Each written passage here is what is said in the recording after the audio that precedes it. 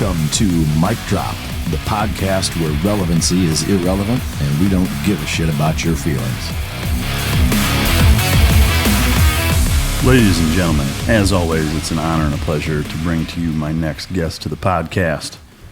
He is a former Navy SEAL, a former Navy SEAL canine handler.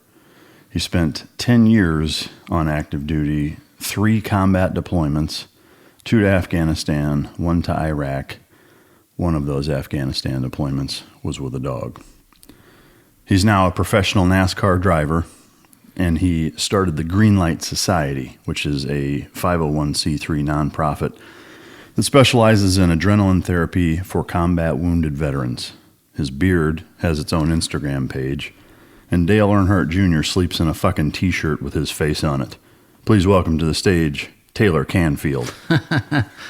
Man, that's a great intro, man. I appreciate it. Well, hell yeah. Dale called me the other day and asked me if while you were here, you could hook him up with another shirt with your face on it. So he was embarrassed to ask you, but I figured, I know a guy, so I'd ask you if I'm glad you got him one. He owes me a phone call back, and I haven't heard from him in a while. So. Yeah, well, he's, you'll be hearing from him soon, I'm sure. All right. I know we're on a little bit of a limited time, so I'll jump right into it. What's your favorite Hot Pocket flavor?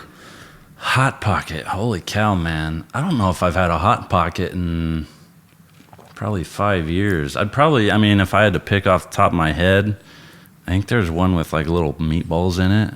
So probably that. The meatball Hot Pocket? Yeah, deep down inside, I'm always going to be a fat kid, so got to go with the meatballs. Yeah, that's not a bad fucking choice. What's the dumbest thing you've ever done? Ooh. Is that a long list? That's definitely a long list. Man, I've made some pretty dumb investments before. Probably buying vehicles is been my biggest your Achilles heel dumb choice, man. Yeah. Is there a vehicle that was the dumbest one I've ever bought? Yeah, I bought a. And if you say Prius, we're going to end the interview. No. I bought a Jeep Cherokee. It was the WJ body style, and I don't think I did my research on them properly. I way overpaid for the thing, and it looked hooked up online, and I bought it sight unseen. Another dumb idea. The thing was a complete rust bucket, and it fell the hell apart. Oh, man, sure. I spent so much money just trying to get it back to a sellable condition because it was such a headache. So that you could fuck somebody. So that I could, yeah. Oh, man, it was bad, dude. It was bad. Damn. Like, I had to completely just toast one wheel because the lugs were rusted on there so bad that I had a torch on that thing. It was glowing hot, couldn't get it off. So I went in there with a angle grinder and a metal saw on there and just tried to hack away little by little, get that stud down to where I could just yank the wheel off, and just toasted that wheel. So I ended up buying a new wheel for it. Oh, it was bad. So did you end up just shit canning it, or did you end up? Yeah, no, I sold it for a giant loss. Yeah. And I owned it for maybe 3 or 4 months. Jesus Christ. Yeah, shit happens, right? Yeah, but no, vehicles are definitely my kryptonite. You know, my dad passed off the gearhead thing to me, so. Yeah. Well, so speaking of parents, next question: when is the last time that your mom jumped your ass about something, and what was it for? Oh, let's see. Me and my mom, we went through a rough patch when I was like 15. 16 time frame, right when I was like thinking about joining. I had no plan though, so like when I came into it, I watched my sister go to college and rack up a giant bill of debt, and I'm like, nope. And I was like, I know military will pay for college, and so I didn't really have military aspirations. I had college aspirations, but I knew the military would pay for it. So I said, you know what? I'll go into the military. And my mom's like, all right, where are you going? I'm like, I don't know. I'm just going in the military. Yeah. No plan beyond that. And she hated my guts because, at the time, 06, 07, that was, everything was still hot and heavy. And we were definitely still, taking some casualties, God bless them. But so I had no plan, and she, we didn't get along for a little while until, finally came down to it. One of my buddies in high school was like, yeah, man, you ever thought about being a SEAL? And I'm like, no, I haven't. And he was like, you should check it out, and old dial-up internet back then. So I go home and do whatever research I could. And I mean, it literally took me a couple hours. I'm like, yeah, fuck it. I'm going to try it, man. What's to lose, right? So I came back. Like an impulse decision. Yeah, apparently I'm good at impulse, but normally it's vehicles. So I came back the next day and I was like, all right, yeah, I'm going to do it. And that was it. And I was in ROTC at the time. And of course, the instructors thought I was nuts. And, I kind of got a lot of humor laughs out of it. Like people were like, didn't really take me seriously, which I didn't really know I knew I was serious about doing it. I had no idea what I was getting into though. Yeah. Not a clue what I was getting into. A couple hours of research. Yeah. I was like, this will be gravy. We're good to go. Yeah. Would you say that was the last time she actually jumped your ass, or has she done it since? I think the last time she was pretty mad at me was a few years ago. I was home for Christmas, and I had revealed to her when I was in high school. So I didn't drink until I was like 20 and 3/4 years old. So in high school, I didn't drink. But again, the vehicles got to me, and I was at a party, and we went home later that night, probably midnight, and there was like a fresh 3 or 4 inches of snow on the ground, and it was me and my buddy in the car, and I was like, fuck, let's go screw around a little bit. So, dumb kid, turn off the traction control, and you're screwing around down a hill, fishtailing, all this other stuff, and it got away from me, and we were going sideways down this hill, and we hit a ditch at the bottom of the hill and rolled the car twice, I think. It was my mom's brand new SUV. And this was when you were home on vacation. Yeah, this is when I was in high school. So this is before I went in. But you told her when you were home on vacation. So she knew about the accident, but what she didn't know is there was someone else in the vehicle with me. I told her I was alone. Yeah. And because when I called my insurance agent at 2 a.m., this is small town Colorado, so eventually I got his cell phone number, and I'm like, hey, I was like, here's what happened. And he's like, is anybody else there? And I'm like, no, we're good. He's like, are you injured? I'm like, no, I'm good. Yeah. And he's like, all right, well, we'll deal with it in the morning then. I'm like, all right, cool. So we get a chain and we tow it home, and when my mom had asked about it, I woke up to a severe ass beating, but because I left it halfway out in the road. I was tired. I left it halfway out in the road, chained to my truck. My truck's parked in the driveway. And I went to bed and woke up to my mom, letting into me. And so I had told her I was the only one in the vehicle. And then when I was home, a few years back, we were drinking, having a good time, loosening up. I'm like, hey, Chris, remember that one time we rolled my mom's car? And my mom's like, what? And I'm like, oh, yeah, hey, Mom, by the way, Chris was in there with me, and she was mad for maybe 5 minutes, but then we all laughed it off. So it's funny how I've done the same shit, like told my parents some of the shit that I did. Some of it they knew, and some way of it, after the fact. Some of it they're like, are you fucking serious? It's pretty funny. Mom, Dad, it's best that you didn't know at the time. Keep blood pressure down. It's pretty funny, kind of reminiscing about the shit you did growing up with your parents later on, and how they viewed it or how you did. I mean, I love doing that kind of stuff. That's pretty funny. What's your favorite vacation spot?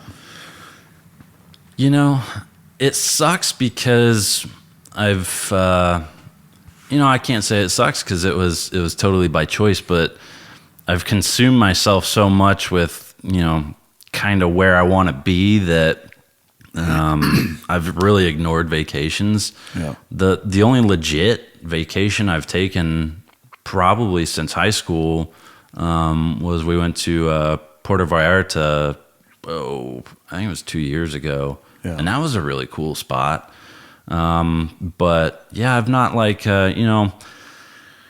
again, I get it. It's all in retrospect, what's valuable to you as a human being. And if travel's it, then yeah, go ahead, spend your money on it. It's cool. Like, everyone's got to invest in themselves. But, for me, it was, look at the cost of a big vacation like that. And I'm like, I could buy half a car for that. Like $5,000. Yeah. Oh man, that's a lot of fucking money towards this random weekend car that I want to go buy. And like, I like old stuff, old Porsches.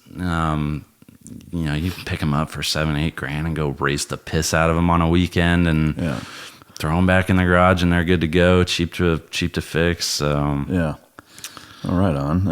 No, I think that makes a lot of sense. I mean, I am not really much of a vacationer either, for a lot of those similar reasons. But I always like to know, where people like to go, and I think it says a lot. Whether it's the beach or mountains or it was funny because, and I think just about every other team guy can say the same thing.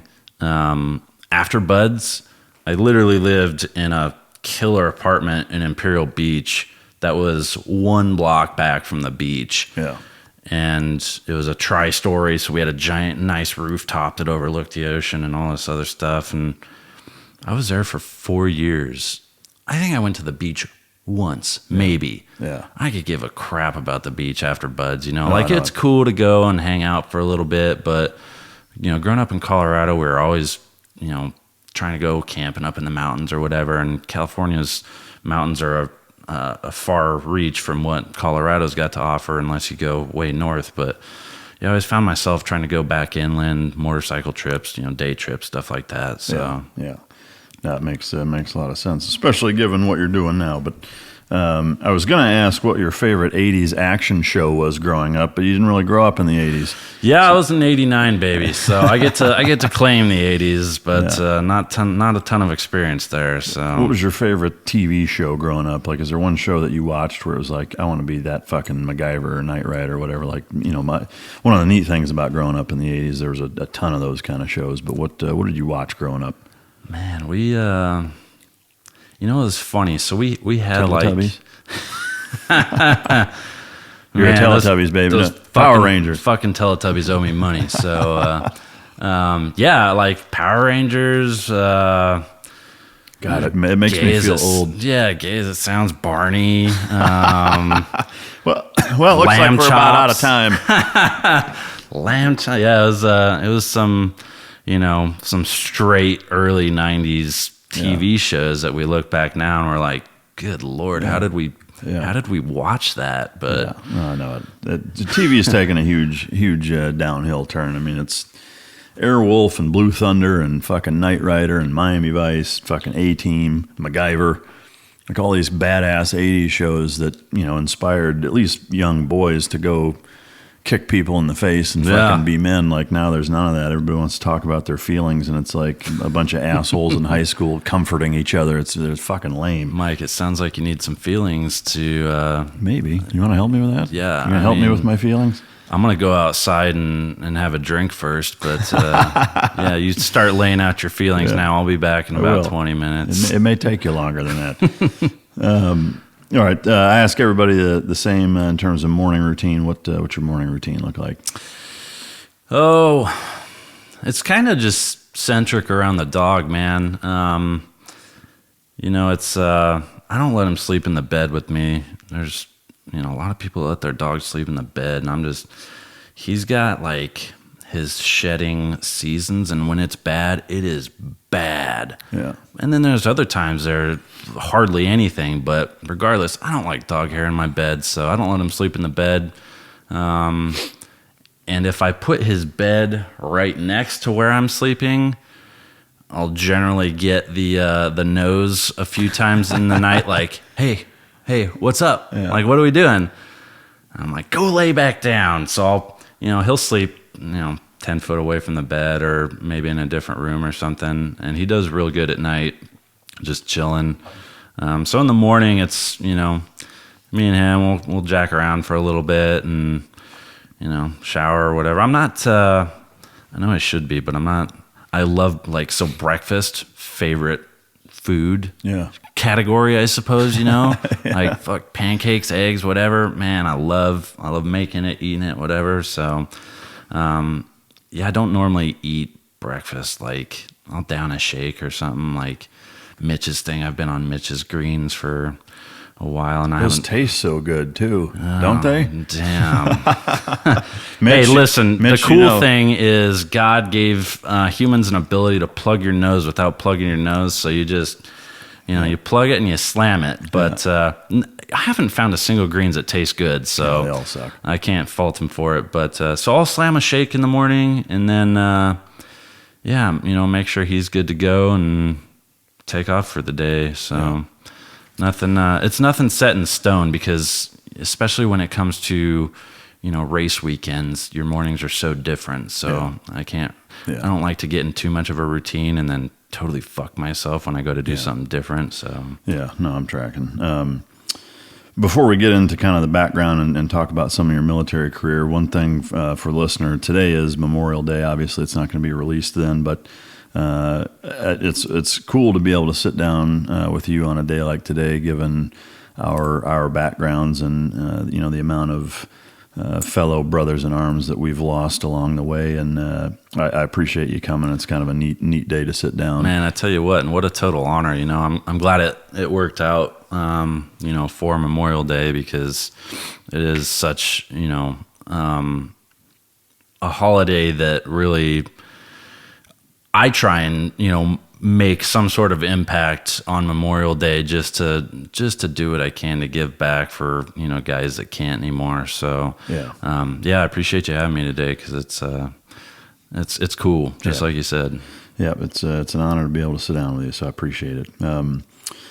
So I just from your referencing, I know that you obviously grew up in Colorado. What kind of walk us through your childhood experience, like where exactly you grew up and what that was like, siblings, et cetera? Yeah. So, the majority, it was my entire childhood. Was spent in two different houses, and those were, maybe 10 miles apart in a small town called Pueblo West, Colorado. Pueblo, Colorado, we affectionately refer to as the ghetto, but that's that good, huh? Is that nice? Yeah, I think when I was going through high school, like one of our years, we had like the highest teen pregnancy rate in the state. Like, how big of a contributor were you to that? I was the Plan B guy. I was the dude all the chicks came to when the jock broke up with them and they cried their heart out to me, and I'm like, oh yeah, everything's gonna be good. And then you got them pregnant. No. Shh.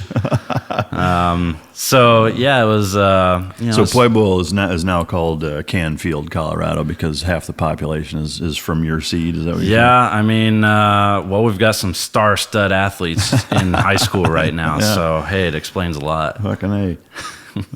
What's kind of the vibe of that city, other than obviously if it's nicknamed the ghetto, but what is there an industry there? Is there? Yeah, I mean, so Pueblo West, we call it the blow because it's so, I mean, when the wind blows, it is gnarly. It's a very blue collar town, and ton of hardworking people. It's good families from there for sure. From the Pueblo West side, just because it's, when we first, my mom and my dad established in Pueblo West, man, there couldn't have been more than a couple thousand people. It's huge now, but when we got there, it was a very small town. So, blue collar, a lot of truckers. What else? What did your parents do?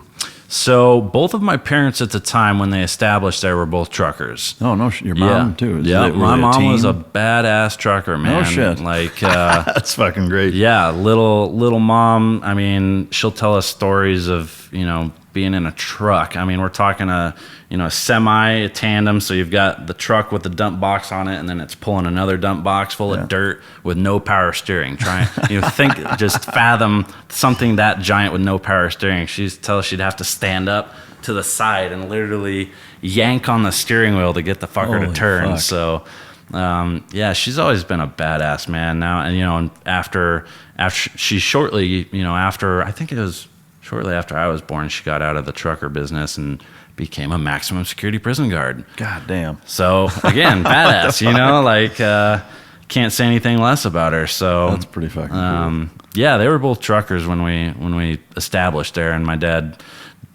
I think he was born a trucker basically and died one too. So yeah, what kind of experience was that for you as a kid? I guess. I mean, was your dad? If your dad was a trucker, he's probably gone a lot. Well, so yeah, my parents divorced. I think it was really shortly after I was born. So it was a lot of, every other weekend go up and see dad kind of thing. But definitely the trucks were a big influence on me, because now, like, I've got a giant 40-foot RV diesel pusher that I love driving, right? Yeah. Like, I don't know why it's relaxing to me. It's weird because it's a pain in the ass to drive through anything, urban. Yeah. And so it's relaxing to me. But, yeah, I think, both my mom and my dad's mentality had a big influence on me, because they were both extremely hardworking. My dad worked his ass to the bone, and broke several bones in the process. Just, hey, it's fucking 5 a.m. I got to go out and start up, this D9 dozer sitting on a lowboy, and it's full of ice, and he ended up slipping off the top and busting his hip, like, in the dark, so it's I look back at it now, and I sure didn't appreciate it then, which is what I try and tell a lot of young kids today. Try and appreciate what your parents are doing for you, and it's tough until you get there and you experience it. But I look back, man, and I just mind blown of how my parents, what they did to just make a decent life for me. Yeah. So yeah, no, I'm right there with you. I mean, there's times where I'll ask them, like, how the fuck did you do, whatever, like things that you remember. You're like, I didn't even think twice about it at the time, looking back, especially as a father now, as my kids get older and going through some of the things I've gone through with them. I marvel at what my parents fucking put up with, I'm just like, God, you guys are better than I am. That's for goddamn sure. But so you mentioned you had a sister. Did you have any other siblings? Yeah, I've got an older sister by 2 years, younger sister by 2 years, younger brother by another 2 years, and another younger sister by 2 kind of thing. So the two youngest, Caitlin and Kyle. Caitlin, different mom, Kyle, different dad, but might as well all be from the same batch. So. Yeah. And relationship-wise, all good with all of them? Fantastic. Love them all. What do they do? My older sister is with USAA. No shit. Yeah. My younger sister, I think she's still with Fastnail, but so the sister right underneath me, she's got two of my nephews, 10 and 2 now, I think. But they're up in Washington, being a big happy family, which is cool. I go up there and try and visit them as often as I can, doing the motorcycle ride stuff. I'm a big adventure bike guy, but so I'll go up there, and then my younger brother, my only brother, has a Alex. He's I think he's 5 now. God, is it bad that I don't know this stuff? Old Uncle Taylor. Hey, happy birthday. That was last fucking month, Dick. I'm so bad with this stuff. And I'll get reminded of it, and I'm like, fuck, I need to send a card. I need to do something. You put that shit in your calendar. Oh, fuck. And then I get busy and I forget about it, and I got to apologize. Well, when they listen to this 10 years down the road, I hope they know if I had good intentions, I'll make it up to you. I'm the cool uncle. We'll go for NASCAR rides. Do any of the siblings do anything like way outside the ordinary professionally? My younger brother's getting heavy into space stuff, so he's trying to major right now in physics. I think it is physics that he's going to major in. He definitely, me and him couldn't be more opposite. He's extremely book smart, reserved, and doesn't have a driver's license. No, he's he he had his own little driving escapade when he was younger, but and me, I'm not stupid, but I hated homework, man. Like, God, there couldn't been. I'd rather do Hell Week than homework. Yeah. Fuck. Did you play any sports growing up? Yeah. So my entire family, we swam our entire lives. So we were all swimmers. And then I did football, middle and high school. I was never any good at it. I like to think I was, and then I'd just get clobbered by everyone else. So I did baseball for a little while. But swimming and, unprofessional dirt biking was kind of my thing. Yeah. Is that from the time you were a kid growing up all through high school, were there any big ticket events or things that kind of really shaped or molded, who you are and what you want to do today? Whether it's, it sounds like serving in the military was pretty nonchalant, but just generally speaking, I guess, was there something or anything that happened in high school or just as a child that was kind of a big ticket item for you? Yeah. I think it was a culmination of things as far as, where I'm headed now with the racing thing. I remember going to, and it's weird because I look back and I don't remember a crap ton about my child. Not like some people. Like some people are, I remember when I was 7 and we did. I'm like, fuck. I was high the whole time. I don't remember a whole lot of that. But I do remember going to races with my dad and being broke. We were in this 1985 Toyota Camry, completely oxidized paint, by far the ugliest car that's going to pull up in the parking lot. And we're sleeping in the dumpiest motels the night before, the night after. And just, again, it's kind of one of those things hey, what your parents actually did to give you a good time. But I remember those all pretty vividly. Yeah. And, impacted me today to where I'm I want to go back and do that professionally. So, yeah, it's cool. No, it sounds like it. I mean, in terms of the Colorado experience, were drugs or drink? You said you didn't drink till you're almost 21. Were drugs a part of your childhood at all? No. And I'm not your recruiter. You can be honest. I don't know, man. They said that too, and they fucked me. So, no, I was. It was funny. I was so consumed with dirt bikes and just motorsports and cars that. That was your drug. Yeah, I mean, it really was, and it kind of remains that way today. I like having a beer now and then, but fuck, now that I'm older, I'm hangovers are an entire event themselves. Yeah. I know.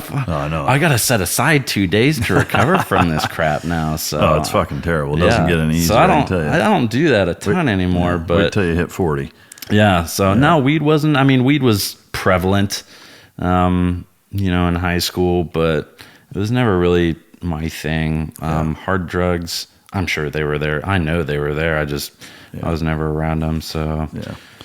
So you, you kind of covered the process with which you decided to join the Navy and specifically the SEAL teams. If you could kind of just take us through the experience of, joining and going to boot camp and ultimately to BUD/S, to give us that user experience on your end. Man, it was alien because we went to MEPS in Texas instead of Colorado because me and two of my buddies were trying to, because they wanted to go Spec Ops 2. And so word on the street was if y'all can go to the same MEPS, you'll get put in the same boot camp class and go through boot camp together. And one of the guys had a jacked up knee, and I guess the only MEPS. So my recruiter's in prison still to this day because he was a shady motherfucker. No shit. Yes. God damn. He was Still a super shady dude. And he was like, all right, you know what? The only MEPS that's going to accept you three together with his jacked up knee is going to be Amarillo. So we're driving down to Amarillo.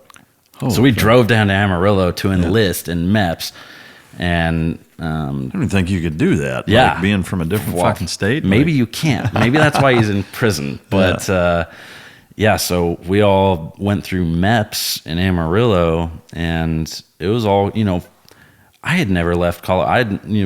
Again, like I said, growing up, I lived in 2 houses, and they were about 10 miles apart. So I've never moved states or, county lines or anything like that. So it was definitely all new to me, and I was so worried about making weight going into boot camp so we're sitting on the bus on our way. All the other kids are like, oh, well, fuck, here, suck on this candy and spit your spit into the cup, and maybe you'll drop, a quarter of a pound or something. And I'm like, yeah, that'll work. Dude, it was. So you were heavy going into boot camp? Yeah, dude, I've never been a light guy. And I got my ass kicked in buds. I probably did buds twice. Being in the remedial training, the fat kid going through buds, man. But that's fucking great. Yeah, I mean, it just takes putting in the work, and you get the respect eventually. But I had the nickname of Iron Marshmallow. So no shit. Yeah, that'd be a good tattoo, maybe on the lower back. No less. So what year was that you came in? 07. 07. God, that makes me feel old. Fuck, I got out in 08. When you went through boot camp, then I guess at that time there probably Buds was your A school, right? Yeah. So at the time, the Navy does their wave thing where sometimes, for 2 to 3 year period, they'll make guys go get a C school first, get a rating, and then you can come back to Buds in case you fail out. And then there's other times they're like, bring it, open the floodgates. So we got to go. I got lucky and go right from boot camp to Buds. Didn't have to waste the time doing a C school and all this other stuff. So yeah, Buds was my very first school, and I was as dumb as could be going in there. Yeah, so. I mean, to me that makes way more sense than like when I came in, I had to go through regular boot camp and then intelligence specialist A school and then to Buds. I mean, I get it because, with the amount of, the attrition rate, if you don't have somewhere to go after you quit or get, kicked out, whatever, then the Navy's just got all these undesignated kids on there, and they're like, we don't know what to do with them, but, There's always a need for just young fucking able-bodied assholes to chip paint and fucking sweep the deck. But all right, so you go through Buds, and you what team did you go to first? I went to 7. Team 7. Tell me about graduating, getting your trident, and then checking into Team 7. What was that like? Man, so my graduation was a little bit screwed up and it might, I'm sure but when I went through it was Buds, graduate, SQT, get your trident at the end of SQT, and then you go into a team. But my Buds graduation was screwed up because my dad had passed away 3 days before we graduated. So I had to fly home, and I missed my Buds graduation. And by the time I got back from that ordeal, I had missed HAPS, which is the high altitude pressure training for free fall. Yeah. And HAPS wasn't willing to let me make it up right away. So I got rolled in between graduation and starting SQT. Jesus. And I was in a weird limbo for a long time, just trying to make up the HAPS so that I could start SQT. And free fall, when I went through, was the very first thing you go through in SQT, and you got to have that HAPS first. So it was weird. I got a crap ton of wind tunnel time, which was cool, you know. But it's like brown shirt rollback land when you're in Buds, but I'd already graduated Buds and was waiting to do SQT, so it was a really it's not like there's any other guys in that position either, right? Yeah, so, no, it was a really weird spot to be, but when did you graduate Buds? Buds was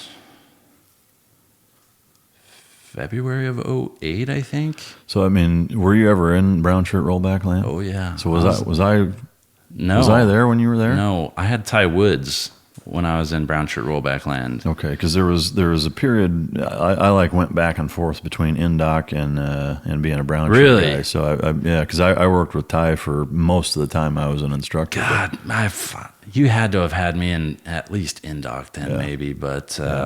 God, it's wild. I've had so many people on here that I put through training. It's fucking weird. That's funny. Yeah, I don't know. Well, you must have been hiding out or something because I didn't see you.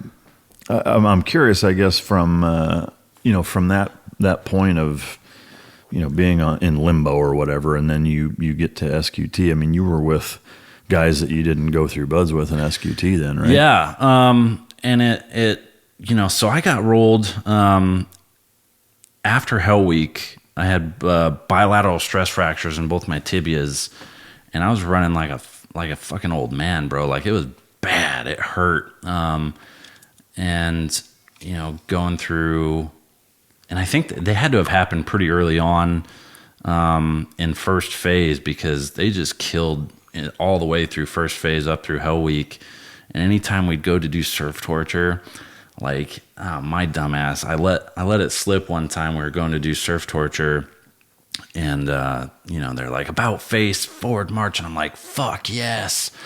And one of the instructors like, what the fuck did you just say? Yeah. And I'm like, my shins hurt so bad that the cold water makes them feel better. And he was like, oh, roger that, cool, yeah.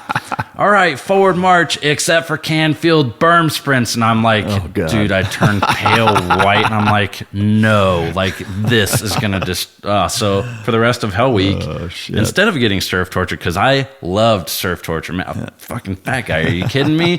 Me and my LT were the two big dudes in the class. So we had our little... Korean foreign exchange guy. I mean, he had to have been 4'9", 115 pounds soaking wet, and he would just like curl up into a ball and just like try and survive. Yeah. So they'd put him between me and LT going into surf torture. But yeah, after that, I had to do berm sprints, and it wrecked me. So that was a fun experience. That was probably, if not the second dumbest thing I've ever done. So I wish I would have said that earlier. But to me, that actually highlights an important component of the mentality of a SEAL instructor. That I think a lot of people like. It's while there's a very structured routine to it. If there was any doubt or question, SEAL instructors make it an absolute point to, if they can find a way to maximize your suffering. Oh yes, they absolutely will. Just like that. I love it. All right, so you make it through buds twice, basically, with all the remedial bullshit. That was, man. Yeah. That remedial stuff. It was terrible, because we'd get done with an evolution, and we'd be like running back to the pit. And you'd hear the whole class echo my name, and I'm like, oh, fuck, here we go again. And I got to run back to the first phase grinder and just get a whole nother 20-minute beating. Yeah. And they're like, okay, you're free to go. And I'm like, then I'm playing catch up. And yeah, it was fun times, I'll tell you that much. But that's another thing I think people don't realize is that there's almost like subsets of punishment within buds where on a run, as an example, the class of 160 people starting out or whatever, there's a finish line, and at a certain point, there will be an instructor standing there, and he'll say, like, from you on back, fucking drop, and so at the end of, a 4-mile run in pants and in boots and fucking soft sand, if you didn't do it fast enough, a third of the class or the last 20 or 30 guys or whatever, it's like, hey, you go over here, and then they pound the shit out of you for another 15 or 20 minutes. And if you're back there and you're at that group, when it's coming, and you can see the instructor starting to kind of make up his mind where he's going to make the cutoff line. Who do I want to fuck today? And you just like, okay, don't make eye contact. Yeah. Maybe I can get a few more people up and avoid.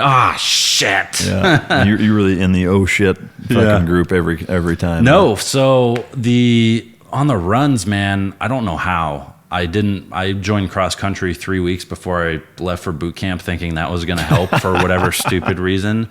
And just in buds, I became a decent middle of the pack runner, and I never, on runs at least, I never had to worry about Goon Squad. The O course, completely different story. Destroyed me, just uncoordinated retard. It was the rope swing destroyed me. It's it's a simple thing, but my coordination was screwed up, and it made me pay for it. So yeah. I don't doubt it. I mean, fuck, we've all been there. I know I had... Everyone's got their kryptonite going through pads. Yeah, that's the damn truth. All right, so you're at Team 7, and one of the interesting, unique, and aspects of team guys, kind of after my generation that I really admire is, you guys came in post 9/11. I mean, I came in prior, so it was a very different feel and element in terms of what you're going into at a team. I mean, when I checked into SEAL Team 3, Clinton was president. Yeah. And there wasn't really much going on. I mean, we were doing boardings in the Gulf at Team 3, boarding oil tankers and shit. But, in Bosnia and Kosovo was winding down. So, I mean, there was some potential of doing things, but certainly not like, 2006. Right, 7. right. What was that like, checking into Team 7 and getting right into a platoon and knowing you're going to be going to Iraq or Afghanistan and knowing we've lost guys and guys that you probably jumped in a platoon with that have been to war and tell me about that. Yeah, so going to Team 7, we knew Team 7, all teams have their area of operation. So 7 knew they were going to Afghanistan and the surrounding area, but we also had a secondary responsibility for, it was like, it wasn't fucking Libya. I'm trying to think. The original platoon I went into at 7 was Foxtrot, and we were working up to Yemen. That's where it was. We were supposed to go to Yemen, and then the other 2 troops in the team were going to Afghanistan. And it was kind of weird because,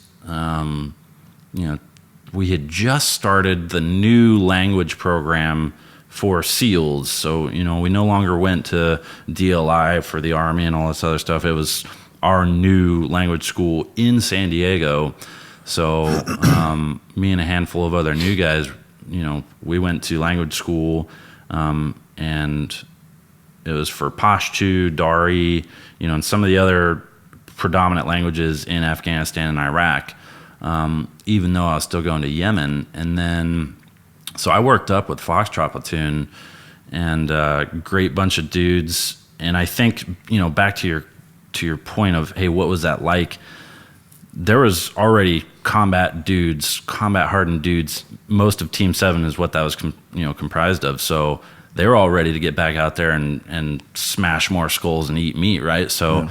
I think with their, persona and mentality, it trickles down, and there wasn't really any like, holy cow, we're going to Afghanistan for the first time. It was like, fuck yeah, we get to go to Afghanistan for the first time kind of thing. Because there was a lot of guys going to Africa and these low volume places. So it was cool to know we were going to do that. And then 3 weeks before deployment, I got swapped from Troop 3 to Troop 1 because I had Pashto language background. They're like, well, if you got Pashto, you might as well go to Afghanistan. I'm like, yeah. I'm not going to argue. Yeah, no. So deployed to Afghanistan for the first time, and that was crappy because what I didn't know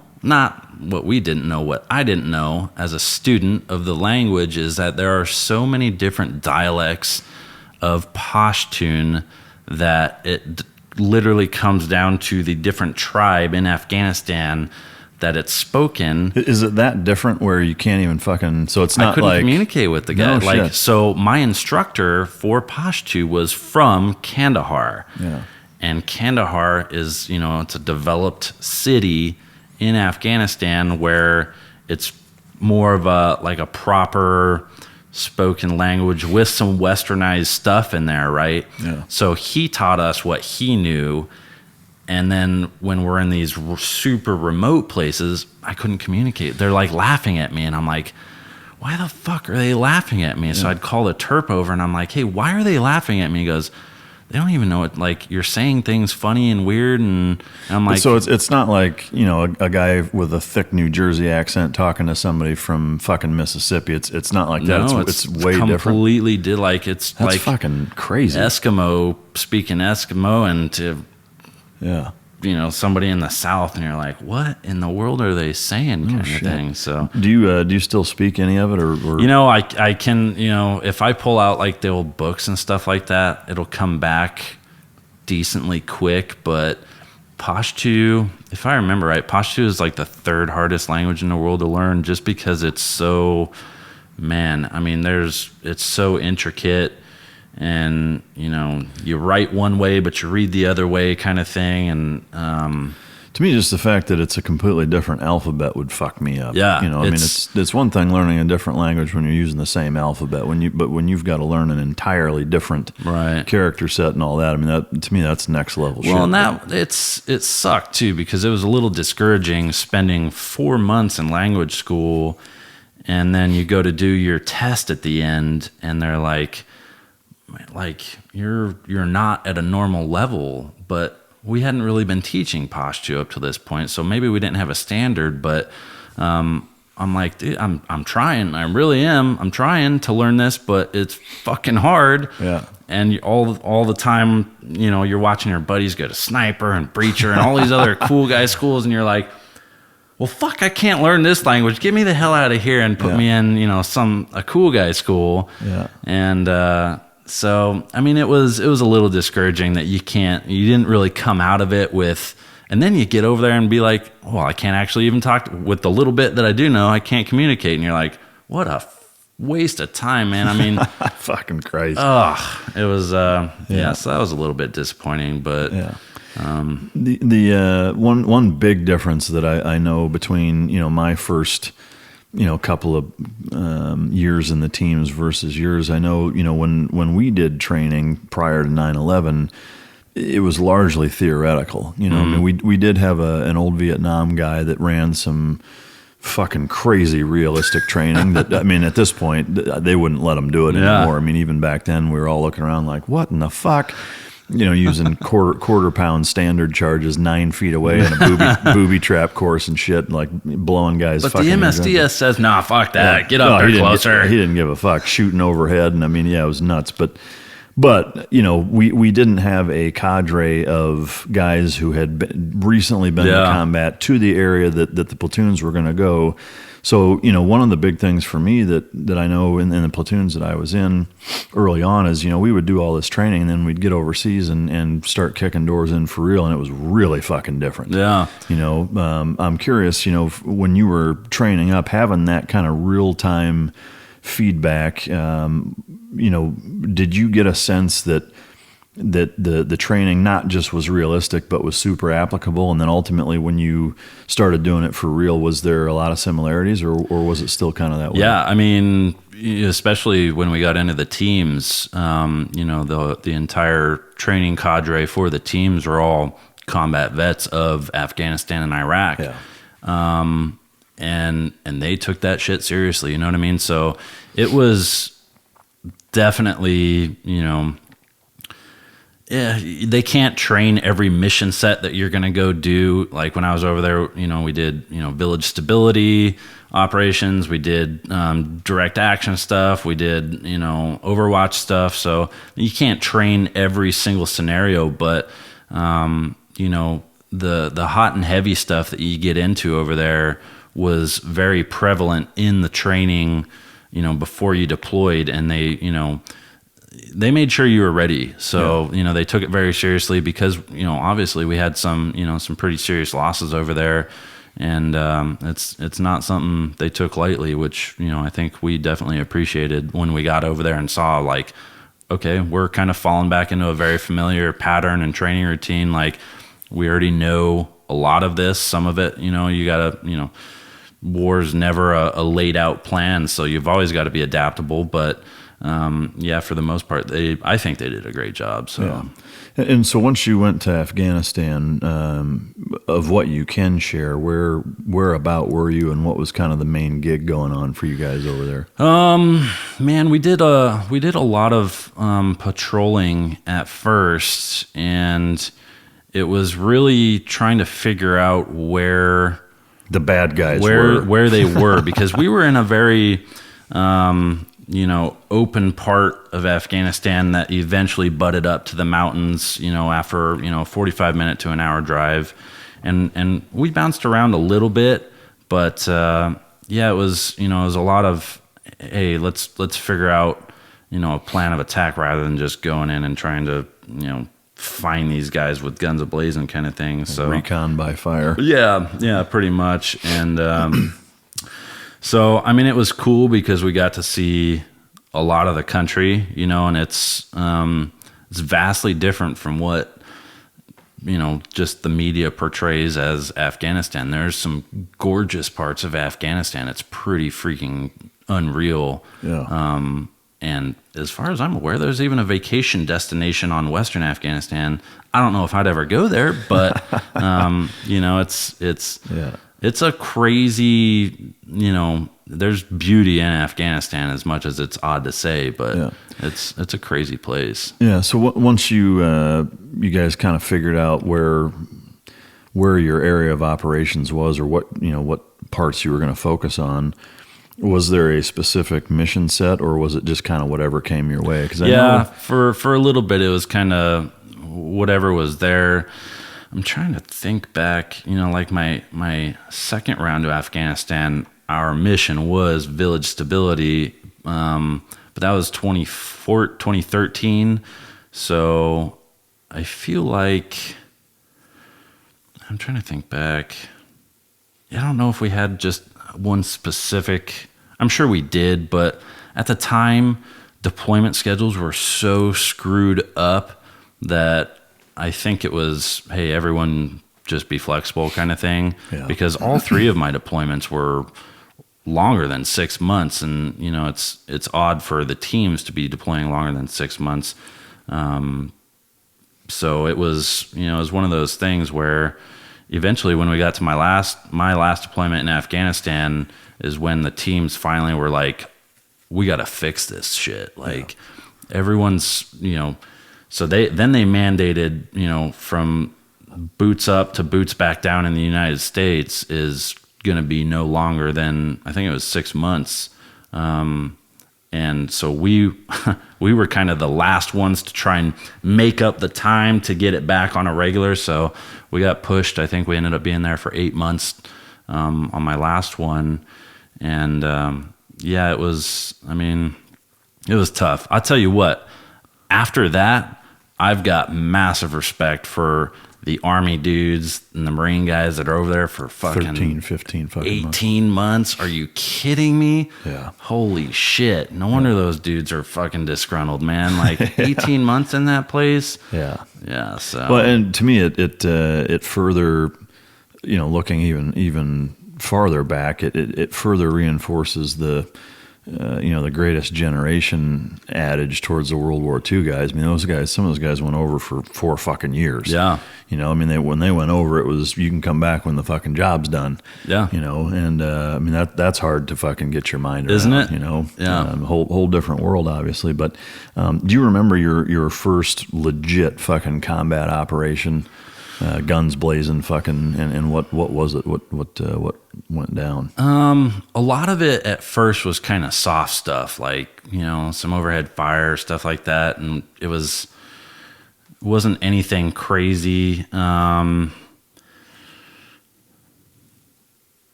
first fucking real cool one was in Iraq. We were going in on a target, wee hours of the morning, and we ended up having like squirters and a gunfight. So me and we were co-oping with some Army ODA guys, and so me and one of the ODA guys, oh my God, we probably ran after sprinting through the middle of urban Iraq. We ran after this dude for probably half an hour. Jesus. Trying to track him. Like, we had ISR, like, hey, go down this one, go down this, and it was, man. Like some shit out of a movie. Dude, it was crazy because we were like jumping fences. Like, I look back and I felt Hollywood at the time, but that one was cool. So I'm assuming if you guys were chasing this dude, you didn't have a dog with you at that. No, not at that time. I think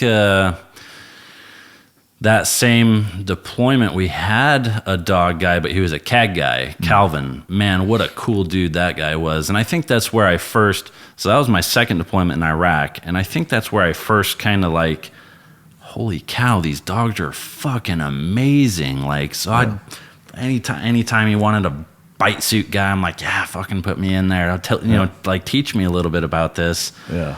And he was, I think he had been a handler for like 18 years at the time, so just a wealth of knowledge on dogs. And then on top of that, him being CAG, you're just like, could this guy get any more badass? So yeah. That's Delta for you civilian assholes. So I mean, they're still JV squad, but it's cool.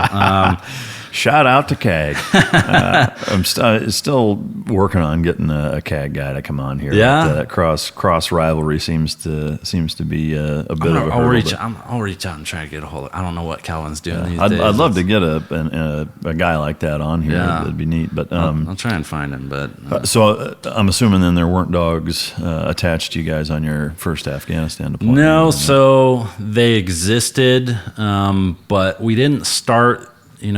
At that, my first deployment was still, if you wanted to be a team guy dog handler, that was what you went and did, and then you got your dog and you would reattach to a team before they deployed, and then disassociate with them after, kind of thing. Yeah. So when I went to be a handler, it was the very first round of, we had just started NSW's dog school, right? And it was the very first round of, hey, you're still with your platoon. So just as that guy's a sniper and just as that guy's a breacher, those are their collaterals. You're a dog guy and your collateral is a dog, but you're still part of the platoon. Yeah, that's fucking And nuts. so you're organic to your platoon instead of being, attached to a platoon. Yeah. And so it we didn't have the training worked out. Nobody had ever done it, so it was very sporadic at first. But it was nice being able to work with my platoon and then bring my dog to them, introduce them, all this other crap, deploy with them. Yeah. That does definitely make more sense to do it that way as opposed to attaching to a platoon you've never worked with before. I think the downside of kind of rushing it that way, though, is that, to me, as you well know, collateral duty of being a dog handler is a very different skill set. And, a dog handler by itself, really not unlike sniper or any of the other specialties, takes a long time to truly master. But I think yes. with a dog, there's a whole different dimension of complexity that does not exist with all of the other collateral duties, because it's a completely different skill set outside.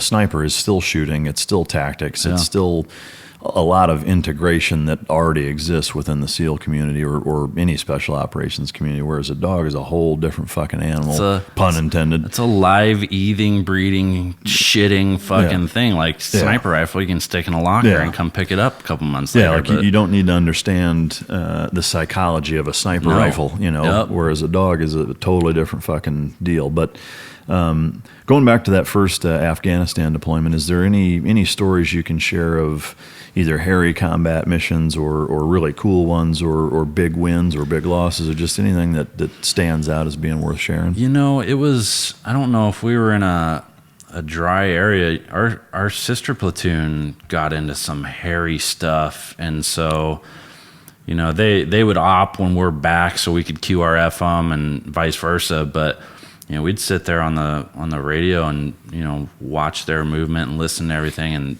and just kind of where they were at. We were in the middle of the desert, and as far as I'm aware, they were a little bit more pushed up towards a village. and in a, known trafficking area for the Taliban at the time. So the first one wasn't too action packed for Afghanistan anyway. The first one in Iraq was pretty cool. Yeah, I guess same question about the one in Iraq. What can you? Yeah, that was a lot of. We did all urban stuff in Iraq, so it was a lot of jock up 11 p.m., jump on the helos, land 10K out from your target, midnight, be into your target by 2-3 a.m., do everything as quiet as possible, but our Iraqi counterpart loved to, we had one guy, I don't know where he got it, but I'm sure it's not hard to get over there. This is all he ran with, right? 2 fully automatic Glock 19s. That's all he wanted on him. No rifle, no nothing else. He just wanted 2 fully auto Glock 19s, right? And it was funny because even just during one op, it was, same scenario where we just got done humping, 10K into this target, and we're there. There's, kids and women sleeping outside, and we're doing a good job of sneaking past everybody. And I guess there was an outbuilding that we didn't see on Route Recon and ISR and all this other stuff. And old dual-wielding Glock 19 boy came up on it first, and the door was locked. And he decides to whip out one of his Glocks and zip up the door to get it open. And we're kind of creeping through. We're like, oh, this is going good. And you're like, what the fuck? I remember listening to my chief over the radio. He goes, you got to be fucking kidding me. And goddamn. And then, of course, everyone wakes up and you're like, ah, shit, here we go. And then everyone kind of just, kicks the hornet's nest. Yeah, over. the anthill's moving at that point. So, it was a lot of DA stuff, driving like pure assholes on the road, man. It was, our convoys of Humvees driving through urban Iraq. Where were we at? We were in Mosul for that part. And that's kind of what really blows my mind too, is the fact that we had to go take back Mosul because we pulled out so far. So we had control. When I was there, we had control of Mosul, no question about it. Then we pulled out, and ISIS came and took back over Mosul. And then we lost, heavy Chuck Keating, going back in there trying to retake the damn thing. And it's like, man. So sometimes I definitely question who's in charge of the machine and where the good idea fairies fucking flying around, because some of that shit, man, was just, and it's bad when you're a platoon of SEALs over there and you're like, man, who the fuck's running this thing? Why are we doing this right now? So yeah. There's a lot of time, and I get it, man. You got to look at the full big picture. That was it's still going. It's a long fucking war, right? So eventually you're going to get lost somewhere in there, and it's just, you hope the people above you that have the fucking key are making the right calls, and you're going to do it one way or another. So, it's tough to question it too much and really screw over, your mentality while you're there. But, I thoroughly enjoyed my deployment to Iraq.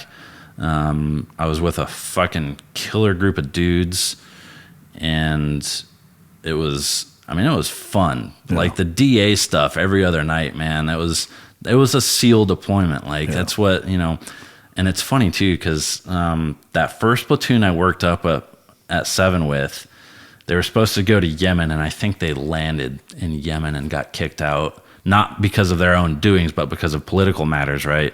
Got kicked out, and they spent the next 7 months in Bahrain drinking and partying. And so I'd send videos back and forth to them of what we're doing, and they'd send, videos of them drinking on the beach with hot chicks. And I'm like, man, I would trade you guys right now. And then I look back, I'm like, I'm glad I didn't, I'm glad I was where I was at when I was, because it was cool. So for that Iraq deployment, did you, out of your task unit, did you guys lose anybody? No, thankfully. Yeah, anybody get seriously wounded? Oh, let's see. The Iraq. No, my last one to Afghanistan. We were on a foot patrol and got IED'd. And that one, we had to have a couple guys flown out. That was actually our turnover op it was our last 2 weeks in country, I think, on my very last deployment. And sure enough, it's our turnover op with the Army unit that was relieving us. And we get fucking blown up on an IED on that one. And man, that one was tough because, obviously, I had the dog on that one, right? So you think IED got blown up, but there's a dog guy. It was a fucking weird situation where it was a footpath, and it had about a 4-foot jetty on the right hand side, running water, and then there was a bank, like a 4-foot bank, and it was old tree stumps stacked up on this bank, and this IED had to have been like super old and buried for a long time, but I just don't think the wind at the time was working in our favor because Nico was doing a great job of zagging the path, and we got down, towards the path was going to make a right, and then we were going across a bridge, and so I sent Nico to scout the bridge and check out the bridge. I waited back, and then 20 yards behind us, they clacked off the IED, and thankfully, from what me and the EOD guy gathered, is it was an older IED, and it probably been there for a long fucking time. So it was more of a pushing force than it was, what do we call it, the brisance and the pushing and all this. Yeah, the property of the explosive was more of a pushing force. So, it shattered one guy's arm and fragged a couple other guys, but it wasn't one of those leg takers, thankfully. Yeah. So, that one weighed heavy on me for a long fucking time, man. Like, why didn't me and Nico find that, And that was, it took just day after day after day after day of sitting with the EOD guy, going back, looking at what we collected from the area, and being like, it was just one of those fucking things that I don't think any dog would have found it. I don't know. It's still, thank God, the dudes didn't die from it, because I don't know if I would have ever forgiven myself after that. But, I can go have a beer with the guy, thankfully, to this day. Yeah. And it, that helps me a little bit, but still that's definitely the pressure of a dog guy, like, hey, that's your responsibility. And if it gets past you, yeah, that's with you forever. So, yeah. And the thing that I find tough for, as someone who's, run a lot of courses where I'm instructing handlers and, setting up scenarios for them and things of that nature, the element of available odor, i.e., wind, what it's doing, it highlights why it's so fucking important to borderline be a goddamn weatherman as a handler, but really paying attention to, not just wind, but humidity, barometric pressure, wind speed, terrain, and how wind and how odor moves through certain terrain, depending on what it is. And all that makes a huge difference and can be the difference between a dog picking something up or not. I mean, because the reality of it is if there's no available odor, no dog's going to pick it up. Right, right. So if the wind swirls just right, or there's certain elements of terrain that block it just right, and there's a valley, and I mean there are a lot of external factors that can make certain odor patterns and the way explosive odor moves through certain areas or not, swing pretty wild from one direction to another. But I can only imagine that feeling of living with that. But in terms of the operations, just before we get into some more dog heavy stuff, from the Iraq stuff, is there one combat story you could share of a specific operation, kind of similar to the way you just did with with that op that stands out as being kind of a cool one, whether the number of guys captured or an HVT that was taken down or something like that? Yeah, I mean, we I'm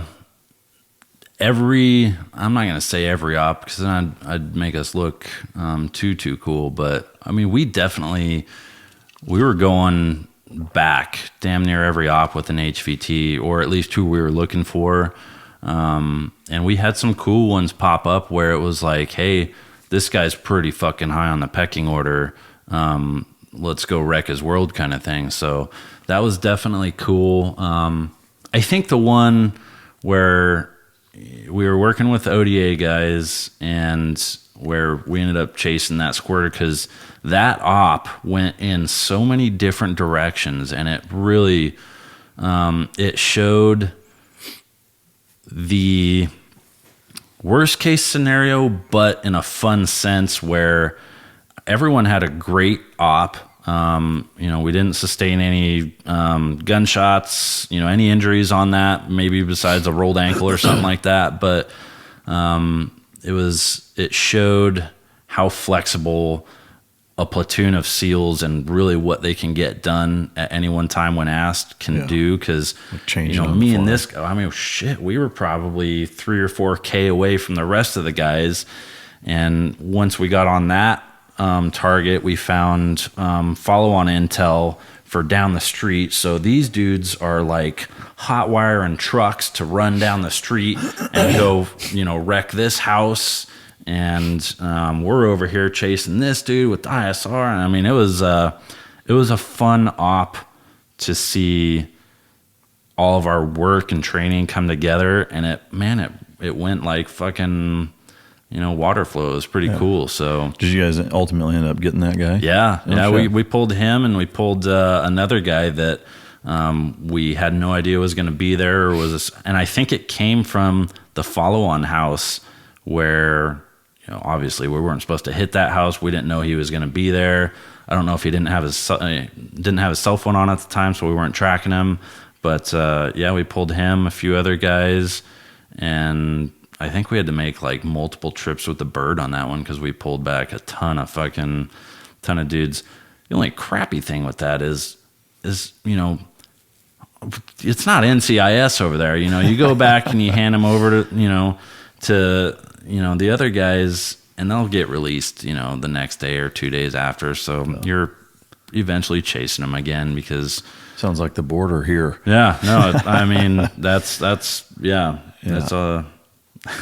it's not a well-oiled machine of how we, in terms of post-capture. So.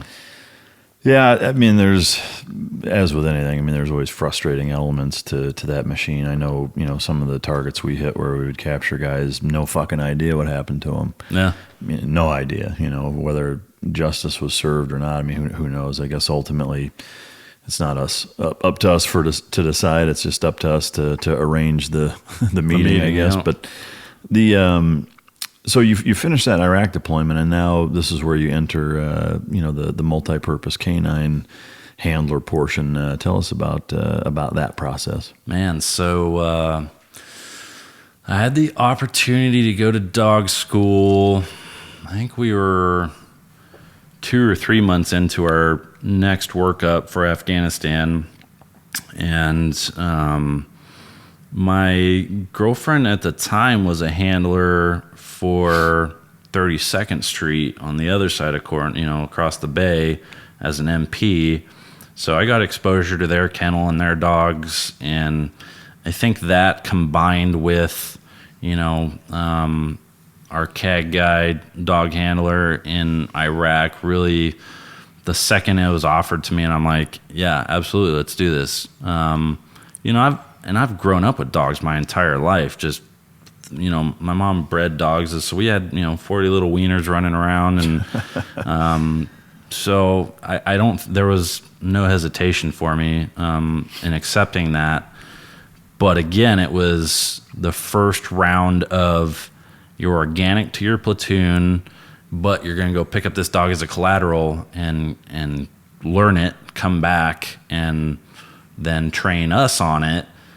and move forward from there. And so there was no like path yet. There was no set, hey, this is how we're going to do it. So it was a little confusing.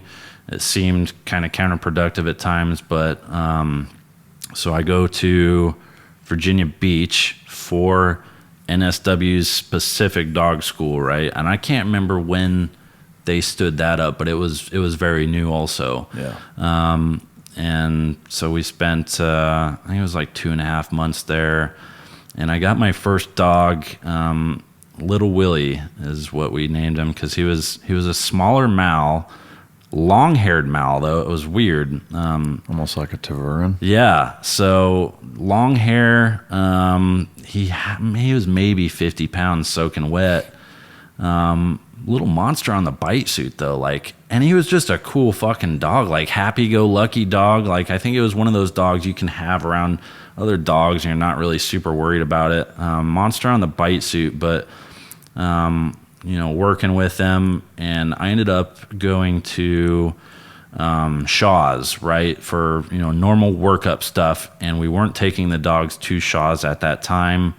And just for the listener, Shaw's is like a SWAT team style kill house, where you're running SWAT team type scenarios. We call it CQB, but just so they know what Shaw's is. It's a fantastic shooting school, man. So it is open to civilians. If any of you guys ever get a crazy hair up your butt and you want to go learn that stuff, Shaw's, Mid-South Institute of Self-Defense Shooting, I think it's probably still called. But that's the one. So shout out to Shaw's. Yep. And so I'm at Shaw's, and the trainers called me, and they're like, hey, man, we got to shit can your dog. And I'm like, are you fucking kidding me? And they're like, dude, he keeps walking detection. Like, he, great on the bite still. Nothing's changed on the bite, but, he could really give a fuck less about detection at this point. And I'm like, God, you got to be kidding me. And I'm like, oh, wait a minute. I'm like, we've got 3 badass dogs in the kennel. We had like Duke and Kai and like these giant.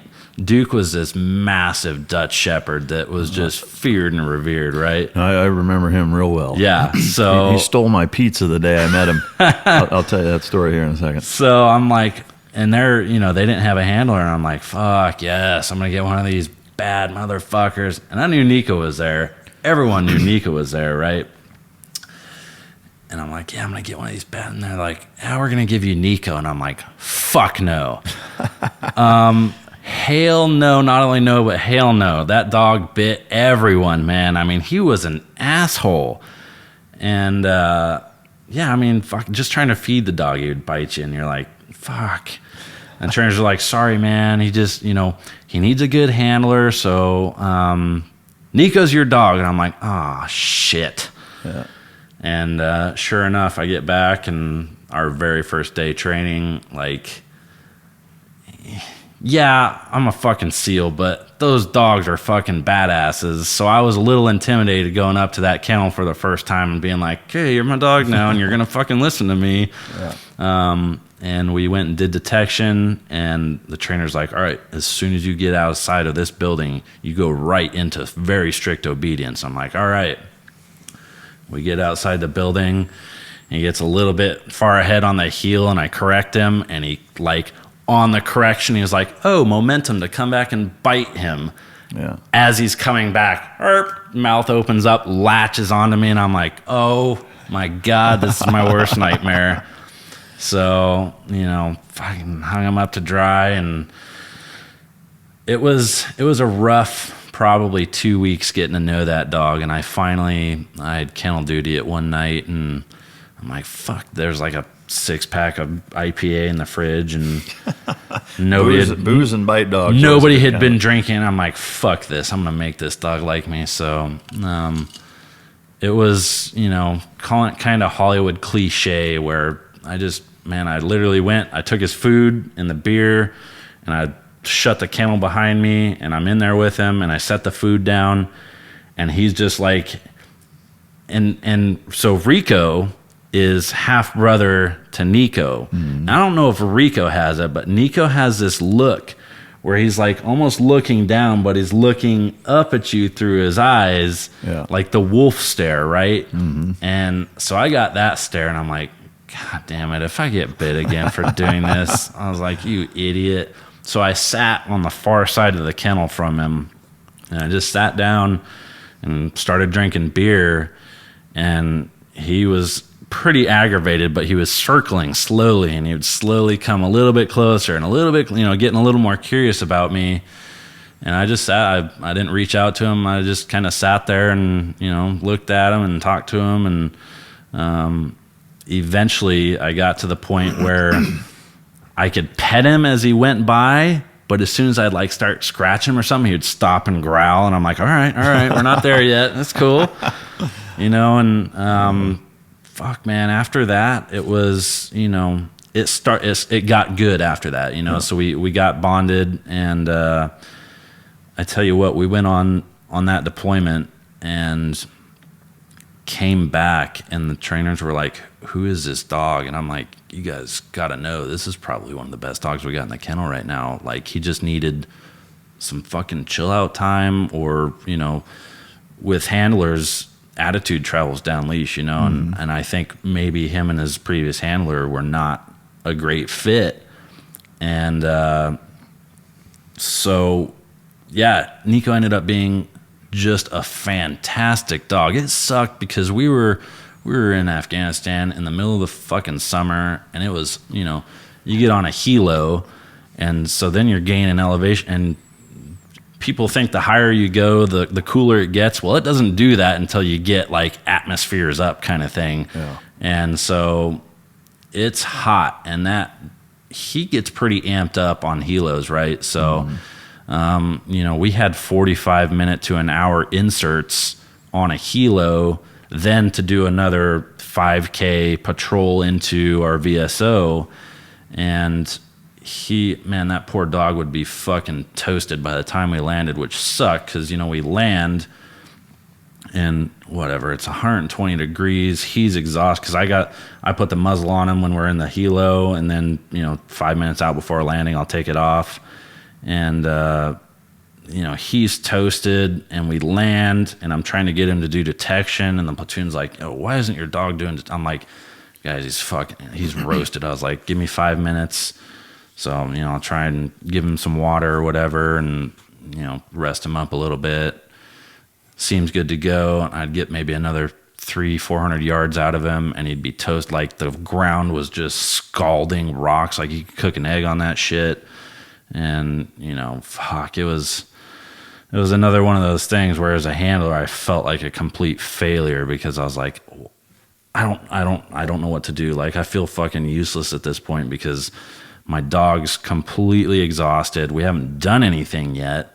You can't tell your dog to be calm on a helo. Like, you can do your best to ignore him, and maybe he'll calm himself down. But Nico's just on a helo. He's just amps himself up. And, so that was tough because there was a lot of ops where, unless we were already at our VSO and, under shade, and then we're going out, then I could get him to work for, a decent amount of time. But man, that heat sucked it out of him. So that was tough, trying to work around that as a handler, and, your platoon's expecting certain, points of performance out of you, and you can't deliver, and you're like, fuck, guys, I don't know what to tell you. Like, I can't get around this right now. So yeah, no, that's, again, there's so many intricacies of the dog that are unlike anything else that you do, in a SEAL platoon that I think a lot of people don't expect or realize or even think about.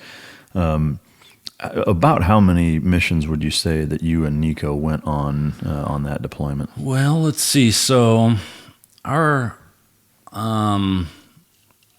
capability is VSO. We'd insert, spend probably 5 days at the VSO. Can you describe VSO? Yeah, so VSO is called Village Stability Operations, and basically our mission set was to go into the villages in the outer parts of Afghanistan that had not been touched by Americans since 2001, since the initial invasion. And And so, it had been 13, 14 years since they had seen, Americans in some of these parts. So our mission was to go in, say, hey, we're here to help. Like, what can we, of course, the ANA, ANP, the Iraqi National Police, Afghani National Army and Afghani National Police are always prevalent in throughout Afghanistan, and they were kind of the first ones we'd meet with because it was expected. We tried to meet with the villagers, and they really didn't want any part of it, because if you get caught, especially as a village elder, if you get caught talking to Americans and then you're observed doing it, and of course fucking ISIS and Taliban have got their little scouts everywhere, right? So if you're observed doing it, you'd find village elders' heads on a spike at the beginning of the village a couple days later, because they got caught talking to us, kind of thing. So a lot of it was tough because a lot of them didn't want to talk. A lot of them leave us alone. Like, we're alive now, so we're okay with it. So we'd talk to ANA, ANP, and they'd be like, give us bullets and diesel. And we're like, fuck you. We know you're going to sell that shit. So no, we'll give you HESCO barriers to help fortify your positions, and we'll help, do some route recon and stuff with you guys. So our mission was to go in there, figure out, hey, how can we help that village, and what information can we get out of them about where our fucking shitheads are? Because it was towards the border of Pakistan. So it was a lot of foot traffic in and out of there, smuggling, all this other shit.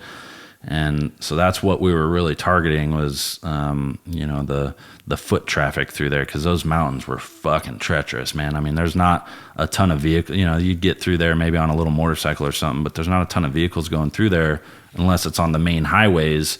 Yeah. And those are, I'm not going to say well regulated, but it's a whole lot easier to get caught running shit on the highway than it is through the mountains. So, we were targeting the footpaths and the little foot soldiers going through there.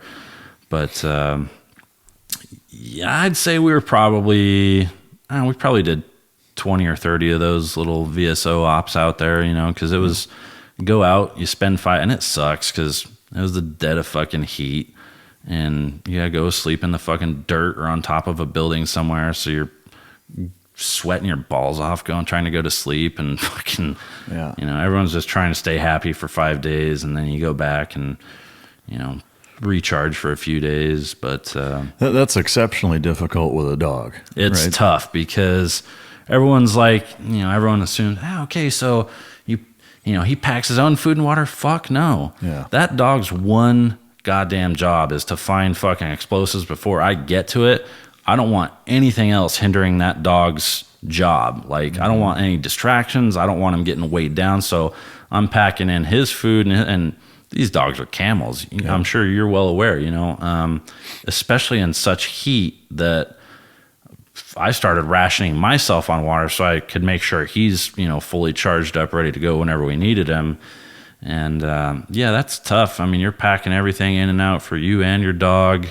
And then you're trying to make sure your dog's, again, whenever the dog is needed, you got to make sure he's ready to go. So, and they'll deal with the heat. They don't like it though. Yeah. So to me, even something as simple as sleeping, like you think about the difference between a guy that's just got to worry about his own shit. Yeah. Versus I've got a dog strapped to me. Oh man. I can see the wheels turning on a story on that one. Yeah. So we were sleeping on a rooftop, and I think it was getting closer to evening. And I was off watch. So I'm like, fuck, I'm going to take a nap. And me and Nico were tight at this point. I mean, we'd spent every waking second of the last 6 months together. And so I'm, everyone kind of throws their gear in one, backpacks or whatever in one spot. So I grabbed another dude's backpack to just kind of lay my head on for a little bit. And Nico's like right next to me, and I don't know if he ever fucking sleeps, but especially not when we're over there. So my buddy comes to grab his bag, and it's the one that I'm fucking laying on. And he goes to reach for it, and Nico went after him. And I'm like, I woke up like you go take a nap hot and sweaty, you're already out of it. And I feel like I had just gotten into like REM sleep, right? Because when you get, woke up out of REM, you're like completely out of, like, don't know where you're at, don't know your own name. And I'm like, the fuck? All I know is my dog is trying to attack somebody. And I'm like, holy shit. So I woke up, and my poor buddy fucking was like super timid of the dog. I'm like, dude, I'm sorry. Like, I should have like forethought of this and just went and slept in a corner somewhere, like away from everybody, because I should have known that something like this was bound to happen at some point. But he was like, is that dog gonna bite me? I'm like, dude, you're cool, like, go pet the fucking guy. Like, I promise it was a one-time thing. You just you approached his dad when his dad was out of it, and you just got to understand it's the nature of a dog. So, well, it's the nature of one of these dogs. Yeah, nature. Yeah. But did you have him like carabinered via leash to you when you slept, or what? How did you rig that up? Yep. So it was just on the back of his harness. So anytime we, it's tough. I felt bad, but I never took him out of his working vest when we were outside the wire. And generally as a operator, you're not outside of your body armor, outside the wire, but on these long 5-day things, man, like, it sucks to sleep in body armor. You got a giant plate and you trying to roll over like a fucking square wheel kind of thing. So, there's times that, you can de-jock for a second and get a nap in, or, obviously try and clean yourself up a little bit. But, so I had him just carabinered. I made kind of for like sleeping, I made a little bit more of a custom, it was probably like a 10-foot leash, so he could get up, turn, and do whatever and not bother me too much. Because, the little short ones that we have, little 4-footers. They wouldn't work too well. So, I'd have him hooked to me at all times when I wasn't watching him. Other than, if we were up and about, I'd let him off leash, and he'd go around to the dudes and get some pets here and there. And they knew full well, I'm like, hey, just ignore him until he's like, hey, I think I deserve butt scratches from you. And he's like kind of rubbing on him, and like, then pet down, reach out and pet him, but don't be like getting down and calming over and think he's going to be a home dog. It's just not how it works. But so I'd let him kind of do his thing every once in a while, and it was great because he got along great with all the dudes. They could play with them, and he knew a level of play versus a level of I'm hurting somebody. So obviously his any of these dogs, their level of play is a little bit aggressive compared to what a normal person would think. You're gonna have some teeth marks and stuff on your arm if you're playing without a sleeve, but it's nothing that's gonna tear your skin apart. So it was cool because they could play with them, and I had no worries about it. I knew the sounds coming out of him during play are different than sounds coming out of him when he's actually on a bite. Well, and I'm glad you mentioned that, and it makes me think of something that is probably one of the most important things for a handler is getting to know your dog so well that you know those nuances. Whether it's the dog coming in, I mean, something as simple as a dog is on patrol, and as a handler, you should be able to identify when you see even the slightest change in behavior. What is it from? Is it from coming into explosive odor? Is it coming into game odor? Is it coming into human odor? Is it something he's stiffening up and showing a little natural forward aggression towards, or is it something where he's confused and unsure?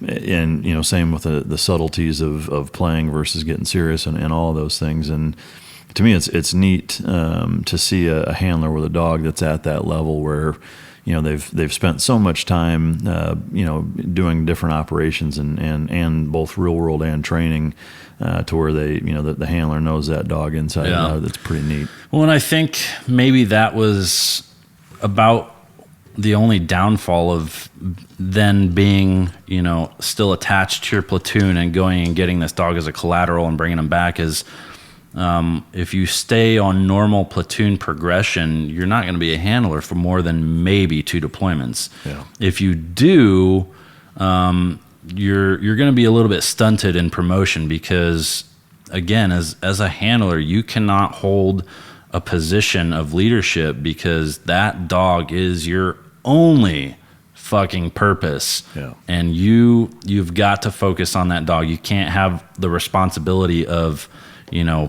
5 other guys on a fire team and having to direct them while watch your dog. No, as a handler, that's your only priority, is watching that dog and making sure you do know when a change of behavior comes about, especially on a foot patrol or something like that, or in a house doing detection. But bringing a dog back as a collateral, maybe you don't get as much time as, as you used to in a handler. Once you're a handler, right? And then you progress through the ranks of the handler, right? So the kennel's kind of the one promoting you then, whereas now the way it is, you're still promoting with the platoon, and if you want a normal progression, you got to drop the dog after a deployment, maybe 2, because if not, you won't promote properly. So I think that's could be a downfall of it, where you're not getting as much time with one dog to get to know them. Yeah. And the dog goes, a dog now is going to go through 4 or 5 handlers before its working life is up, maybe even more. So I think that's a poor way to do it, frankly. Because one of the things I tell all of the students of mine, dog related wise or otherwise, is you can't explain anything to a dog. And so if you understand that their mind is that A plus B equals C calculator, and they're not thinking in a language and using logic and reasoning, it's hard on them to go through that over and over again, and they don't understand, okay, well, hey, deployment cycles, and I got to go here. Like, they don't know any of that. They know I'm spending a bunch of fucking time with this dude, and now it's a different dude, and now it's a different dude, and it just throws them for a loop. But during that deployment, were there any significant IED finds that you were real proud of? That no, unfortunately, which, as a handler, you always want that big find where, it's going up to the, area commander, and, it's one of those things where you feel like, I fucking made a difference. I made an impact. I got this shit. I mean, for every fucking cache you find, there's 20 more hidden out there, but still knowing you found one that they could have used against your guys in a fucking tick would have been cool. But we didn't really have any significant. I think a lot of where we were at were not, and the routes that we were taking were pretty benign. Again, they were, they had been abandoned for God knows how long by Americans, right? So it wasn't an area where we frequent and they know where we're going to go and watch our pattern. So we were the new guys that they were watching. And I'm sure eventually, I never followed up with the Army unit that took over for us in Puli Alam, which is where we ended that's where we got IED'd on the foot patrol. But I never checked up with them to kind of see what was going on out there. But it was, one of those places where we hadn't been in a while. So, were there any specific or any missions that, just generally speaking, the dog was used as a success that you can share? Oh, let's see. No, I mean, on a couple, it was cool to get into the other dynamic of our dogs, which is the multi-purpose going into biting, right? So, doing squirt control and people running out the back door when they think they're getting away, and you got a little fur muscle there waiting for them, is a cool aspect. And we got to practice a lot of it, and never got any live bites. But it was just as an overall experience to see how fucking smart these dogs are and what they're capable of. Even though we say their mind is an A plus B equals C calculator, these fucking dogs are smart, man. I mean, just the capability that they possess is something else that unfortunately you're only going to get if you really dive deep into being a handler, right? And you really learn these dogs and you've got an expert teaching you, and all respect to Cesar Millan, but it's not the caliber of dogs we're working with. So it's just amazing to see these dogs work and what they're capable of, and it's crazy. Yeah, no, I hear you there. So when you came back from that deployment, I remember kind of a kick in the balls to you in terms of you came back and had Nico and talk about that, and then how that was story came. That was tough. So I had known shortly before coming back that Nico was getting retired when we got back from deployment. And as far as I'm aware, the Navy retired Nico because he was that fucking asshole dog that bit everybody, right? So, one of the neat things about Nico is, for me, as it relates to the Warrior Dog Foundation, which, we started back in 2010 with the first couple of dogs, is that, Nico was a dog that while my company held the contract for the West Coast training program, was sourced, so it was kind of a full circle start to finish. Yeah, I forget you've got ungodly history with this dog. Yeah. So with Nico, when I was there when he was paired with his first handler, as he was selected, was there during his first handler course that we put that batch of handlers through the majority of the workup of his first workup with his first handler, and then right before they deployed, I left and then he went on that deployment, and then I wasn't there during subsequent ones, and then come back to, they want to retire him because he's now filleted everybody open. It's one of the things, I'm just stating simply that the reality of my philosophy on handling dogs and how you interact with them, to no different than the success that you had, whereas people, trainers, other handlers, did not have the same success because they're kind of going about it, from my perspective, the wrong way, is that, we never had those issues with him. He was a high drive, reactive motherfucker, but nobody ever got bit, right. Because we were very, very specific on, using relationship and bonding and certain elements of reinforcement to shape and condition the dogs to do what we needed them to do, vice just making them do it. And so he was one of those dogs that you really couldn't do that with. And so it's kind of a travesty, really, to have a dog that at that point, when we got him here at the Warrior Dog Foundation, I was just like, why the fuck would you retire this dog? Coming back from deployment, I'm like, holy shit, this has got to be one of the best dogs we have in the kennel. And he was basically at the height of his prime, too. He was 4.5 years old, something like that. Yeah. So, and had been on a couple of deployments, knew the gig. He should have gone several more times and could have been the most effective. But at any rate, it was an absolute fucking pleasure to be in a position to now retire a dog that, that I had been a part of the initial, start of his career at NSW, and now retire him. And then ultimately, where you come in a couple of years later, is to be able to adopt him out to one of his handlers. Is pretty fucking neat. The crazy thing is, I had no idea you had him that whole time. So I came back from deployment, stuck him in the kennel, and I had talked to his previous handler. I'm like, hey, we should talk about, who's going to adopt this dog because he's getting retired. Yeah, we'll talk about it. So it was sometime during that first week I was back. You finally get to you've got a place to put the dog that he's in good hands. He's safe, and you can kind of decompress and fix your own shit for a week. So, I'd go into the kennel daily because we still had kennel duty, but you're not working with the dog. The second you get off deployment, you're not going back and doing training every single day kind of thing. So, the majority of the day, I'm just trying to get all my shit back in order after deployment. And on one of the days I showed up and Nico wasn't in the kennel. And I'm like, oh, fuck, somebody's out working him or walking him, whatever. And so I called the kennel master. I'm like, hey, where's my dog at? And he's like, oh, so-and-so has him. I'm like, and this is the first handler that we're talking about. I was like, oh, I didn't know he was still here. Why's he got him? Oh, they're on their way back to Chicago.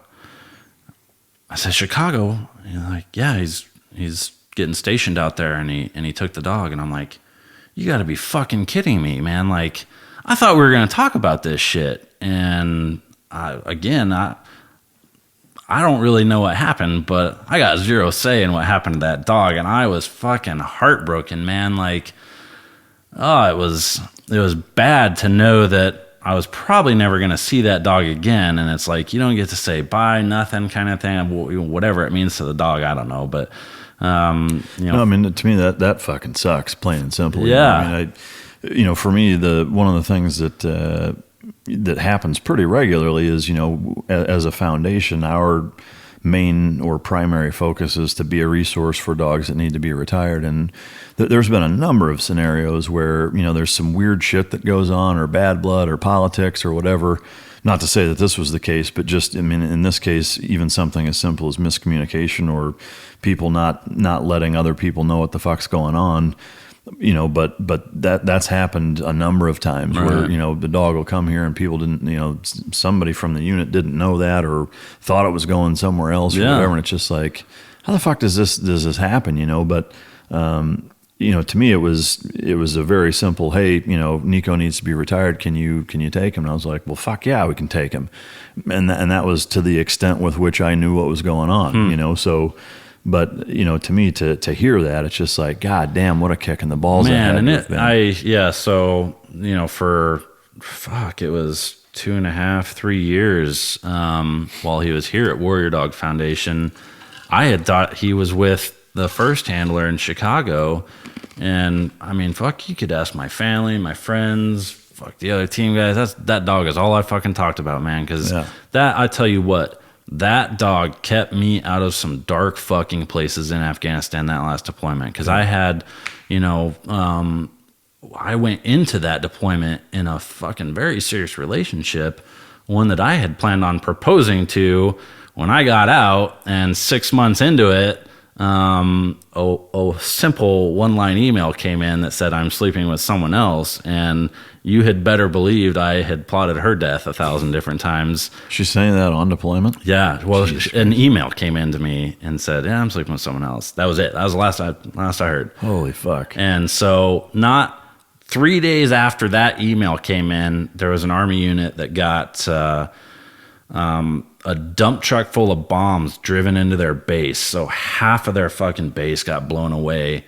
And I think it was, maybe 30 or 40 dudes on the base, and there was 7 or 8 left there. And they were massively concussed themselves, but you can't just abandon the base with all your fucking gear there, right? So we got called, and they're like, hey, you got to go run, fucking security for these guys.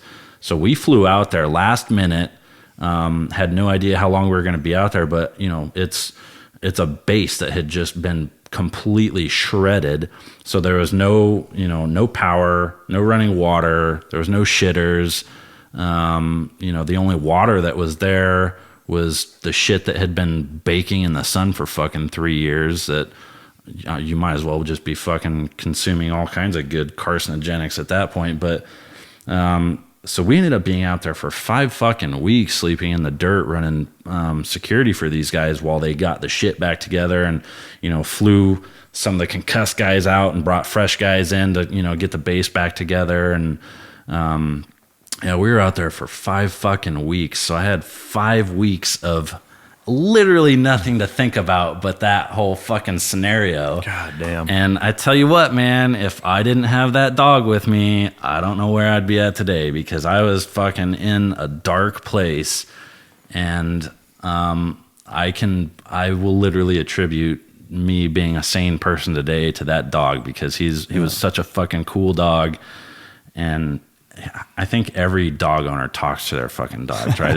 As stupid as you feel doing it, if you were to record yourself like, this is stupid, but man, it fucking helped. And Nico's a good listener. Yeah, great fucking listener. Yeah, absolutely. That's the good news about all dogs. They're all good listeners. The head tilt. Yeah, so it was a fucked up situation, but I guess the good news is that, you know, after that period, once you know, you reached out and said, hey, you know, I heard you have Nico. I was on a flight home just from looking at new jobs after I left the military. I was still in, but I was flying out and doing interviews.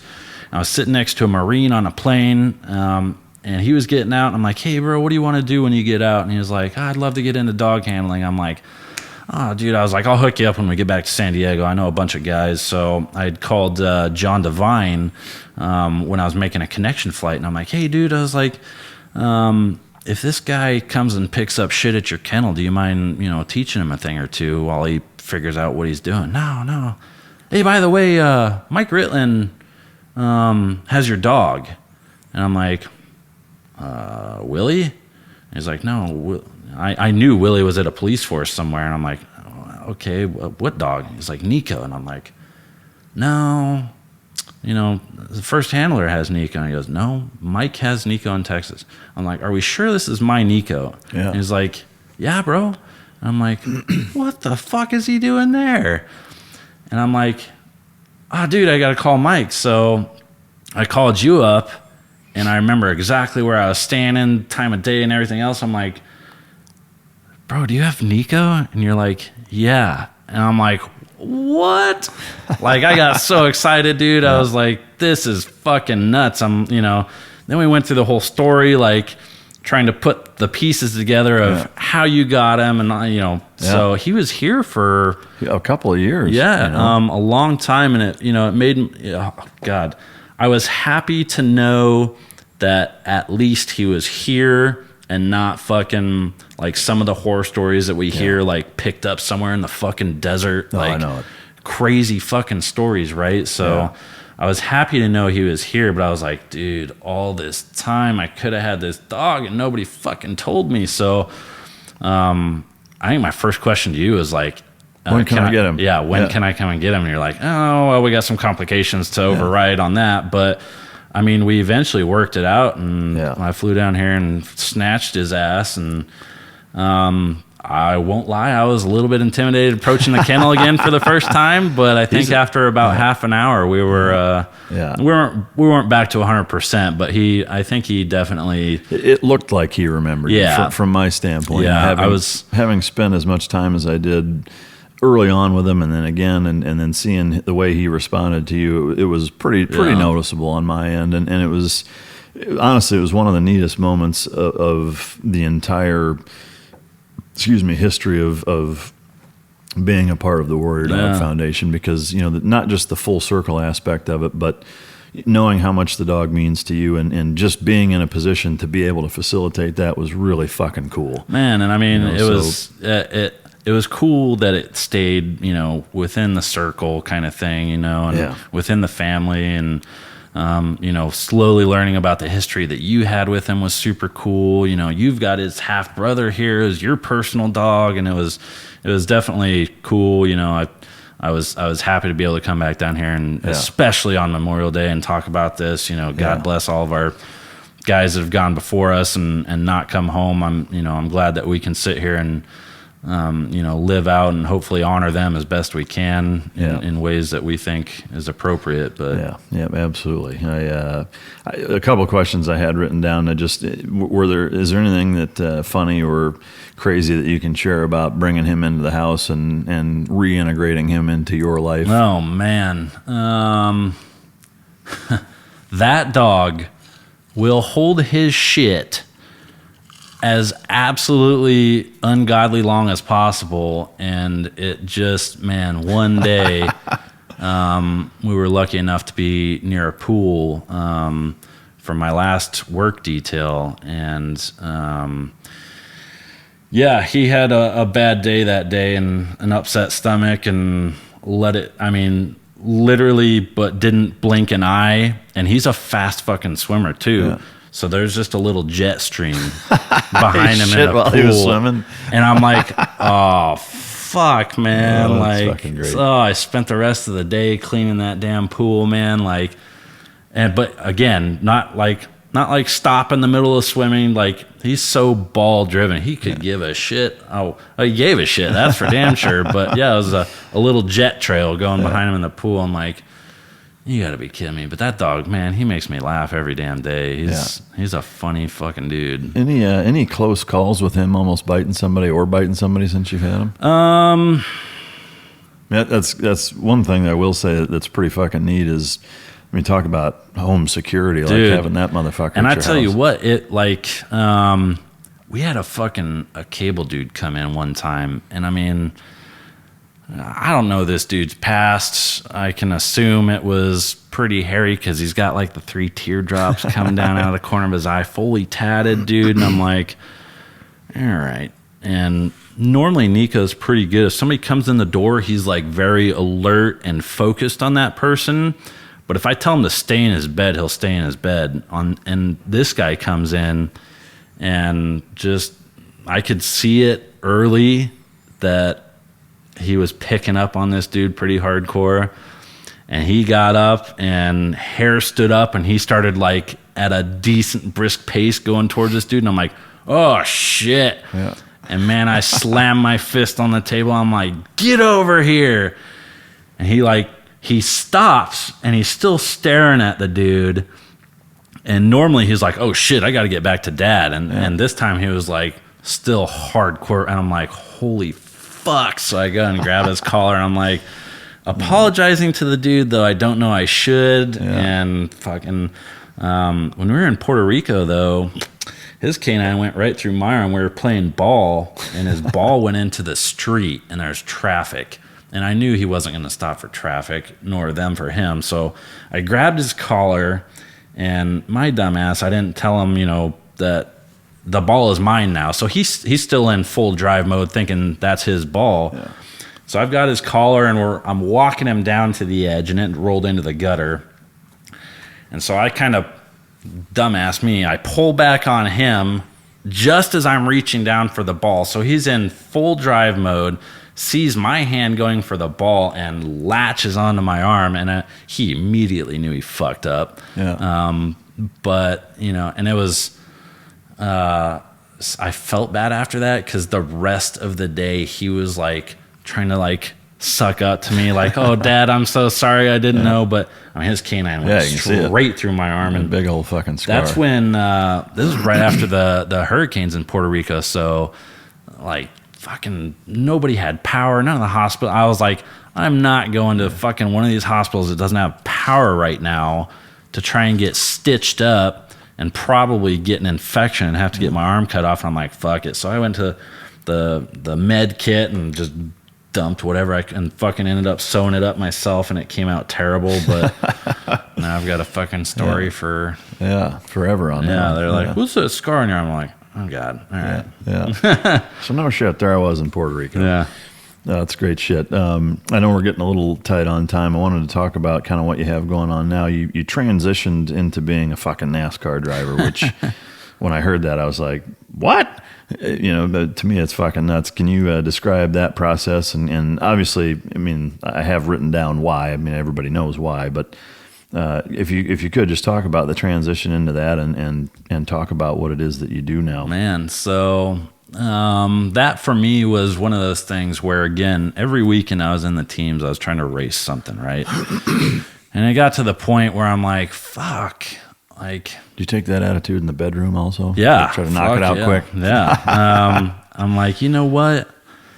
I want to go try and get paid to do this. So, I made my decision a year and a half prior to getting out to leave at 10 years and go and pursue NASCAR. But nobody's ever done it. No, nobody's ever left the military cold turkey to go try and be a NASCAR driver, right? So there was no path to follow. There was no really advice anyone could give me that would really set me up for success kind of thing. So it was all feeling it out on my own. And man, I I royally thought I had fucked up for a little while because I was I got out, then you don't have the paycheck, you don't have, so I was doing, executive protection gigs here and there, and it's still what I do today, but it's because it's flexible enough that I can still go do NASCAR on the weekends when I need to. And shit, man, 6 months ago, I hit a fucking low point, bro. I was broke. I didn't know where I was going. I felt stalled out because NASCAR, man, if you don't have funding in NASCAR, you're not going anywhere. Because you can. There's budget teams, and I currently race for a budget team right now. And then there's mid-level teams, and then there's top-level teams.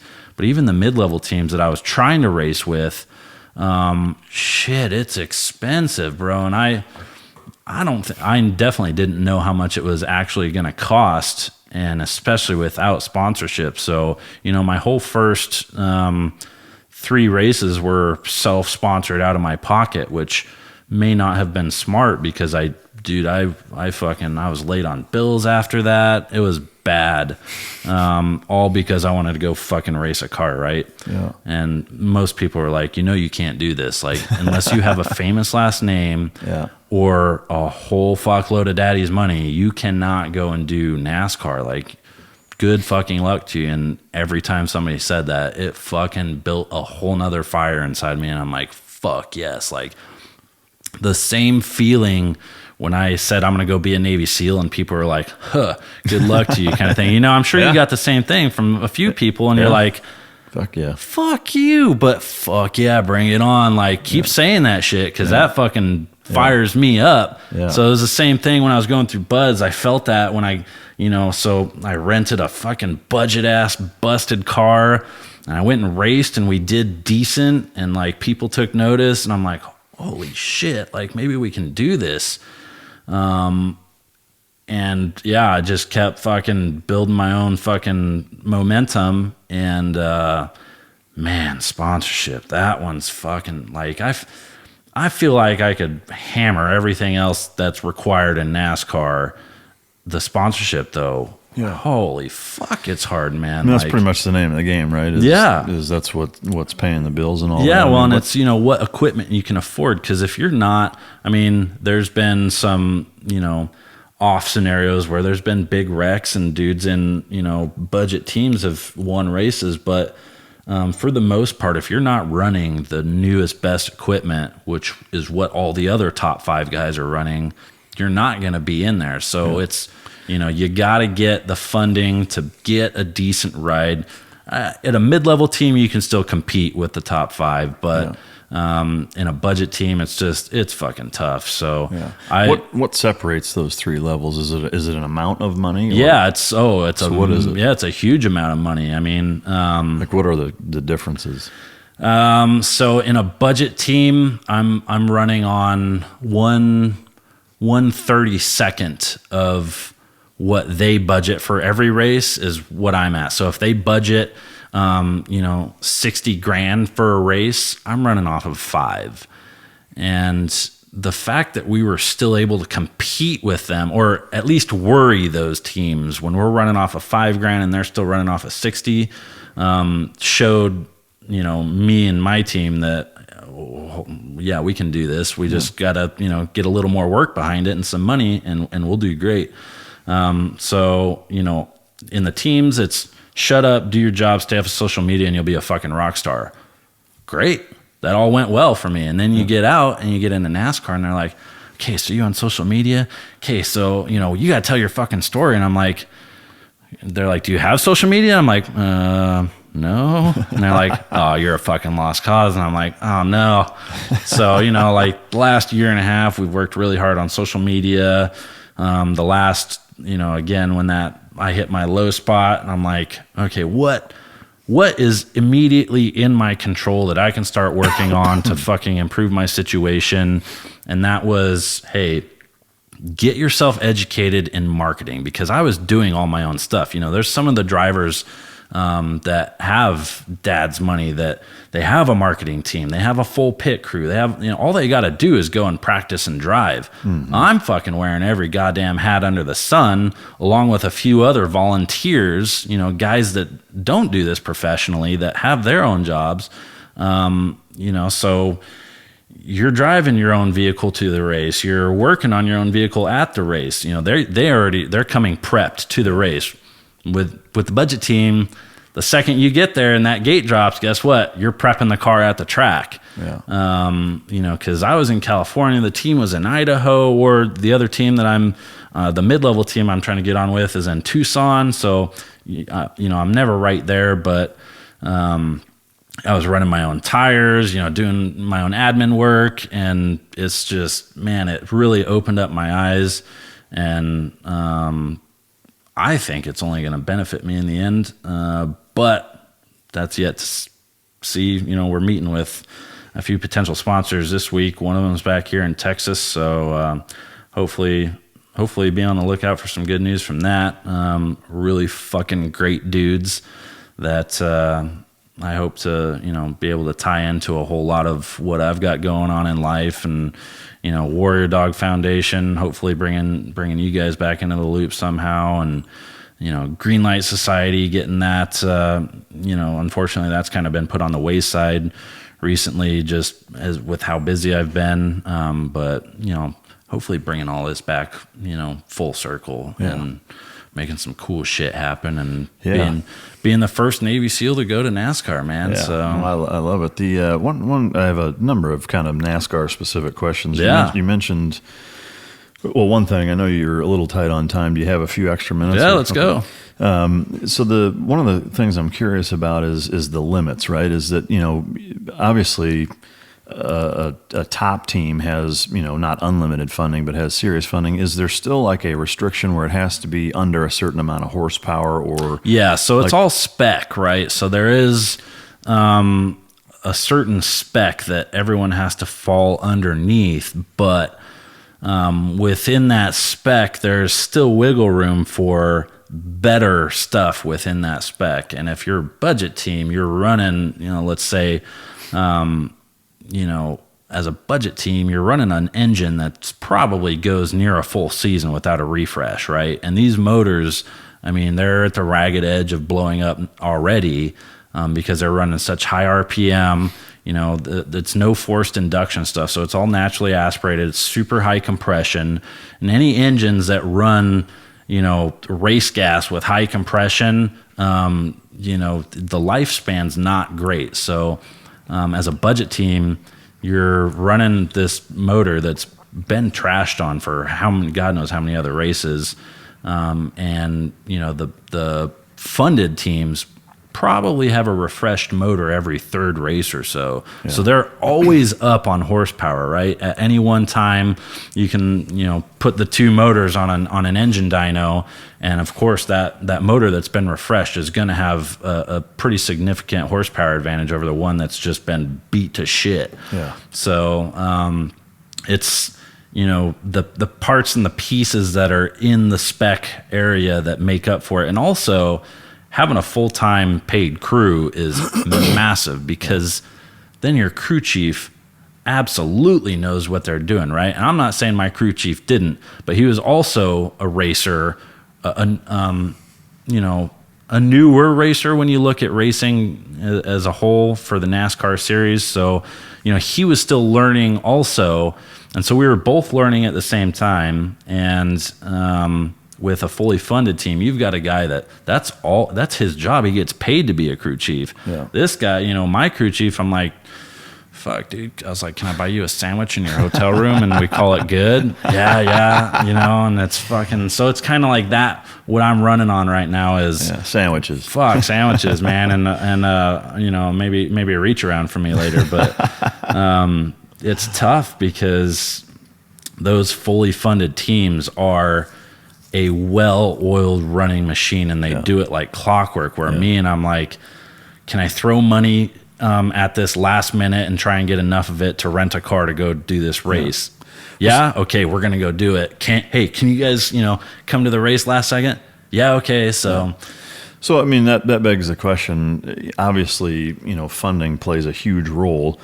How much, I mean, one thing as somebody who knows fuck all about NASCAR, how much of it is skill? I know that there's obviously skill involved, but I mean, if funding plays that big of a role, I mean, is that most of it, or is it legitimately like the Dale Juniors and the Jimmy Stewarts? Are they legitimately that much fucking better of a driver? And what does it take? Because it's a lot of A, experience, and B, skill. When you're in that car, man, I mean, you're doing 200 miles an hour around a track, and any tiny little movement of that steering wheel is pushing you 5 feet one way or 5 foot the other way, right? Yeah. The steering boxes are severely reduced ratios, so a little jerk like this is a pretty big movement on the track. And it was, it takes to be a top guy, to be a champion. If you're labeled champion, you've got the skill.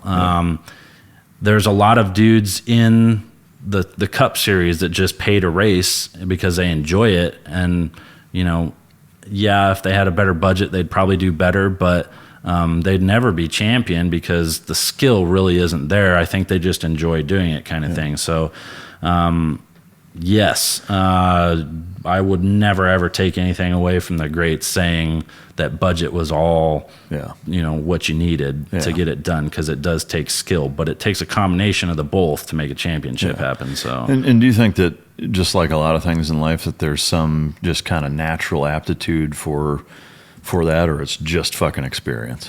No, there's definitely, I think there's a natural part to it. For me, it's just come over doing crazy, stupid shit with vehicles over the years since I was little, me and my dad always building just Frankenstein shit, and it being completely unsafe, but still going and just ripping it up.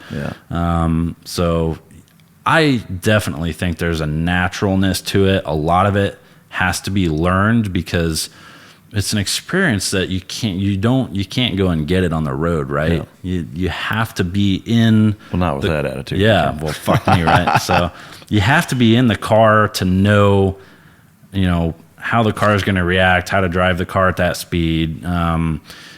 Feeling the car is a giant thing. So as a driver, you have to give feedback to your crew chief to say, hey, here's what I'm feeling. I can't drive as well when I'm in this part, it's too tight, or when I'm coming into this part, the ass end is too loose and I want to spin out.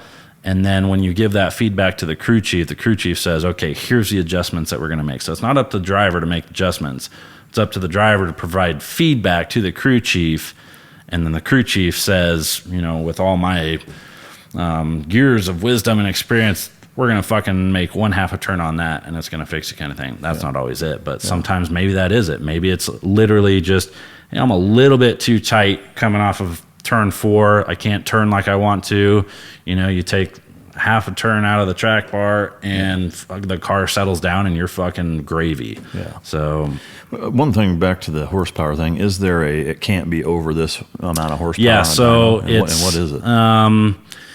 Well, it depends. So 2019, 2020, they're doing a lot of package changes with aerodynamics. So they're putting a lot more drag on the cars to slow them down, because these cars back in 2017, 2018, they were fucking 900 horsepower, bro. Like mind-boggling horsepower numbers, and going around a super speedway, they were well over 200 miles an hour.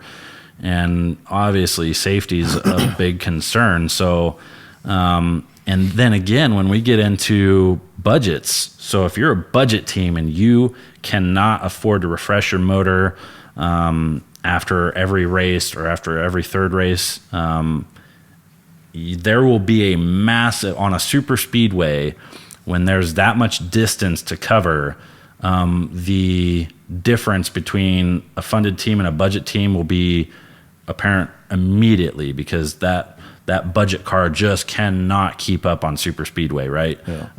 There's so much downforce and drag on that car that if you don't have the horsepower to punch a hole through the wind with, you're not going to keep up. So with 2019 and 2020 now, they've reduced, I think super speedways now we're down to like 550 horse and a much bigger aero package. So the spoiler's bigger on the car. It makes more downforce, makes the car slower.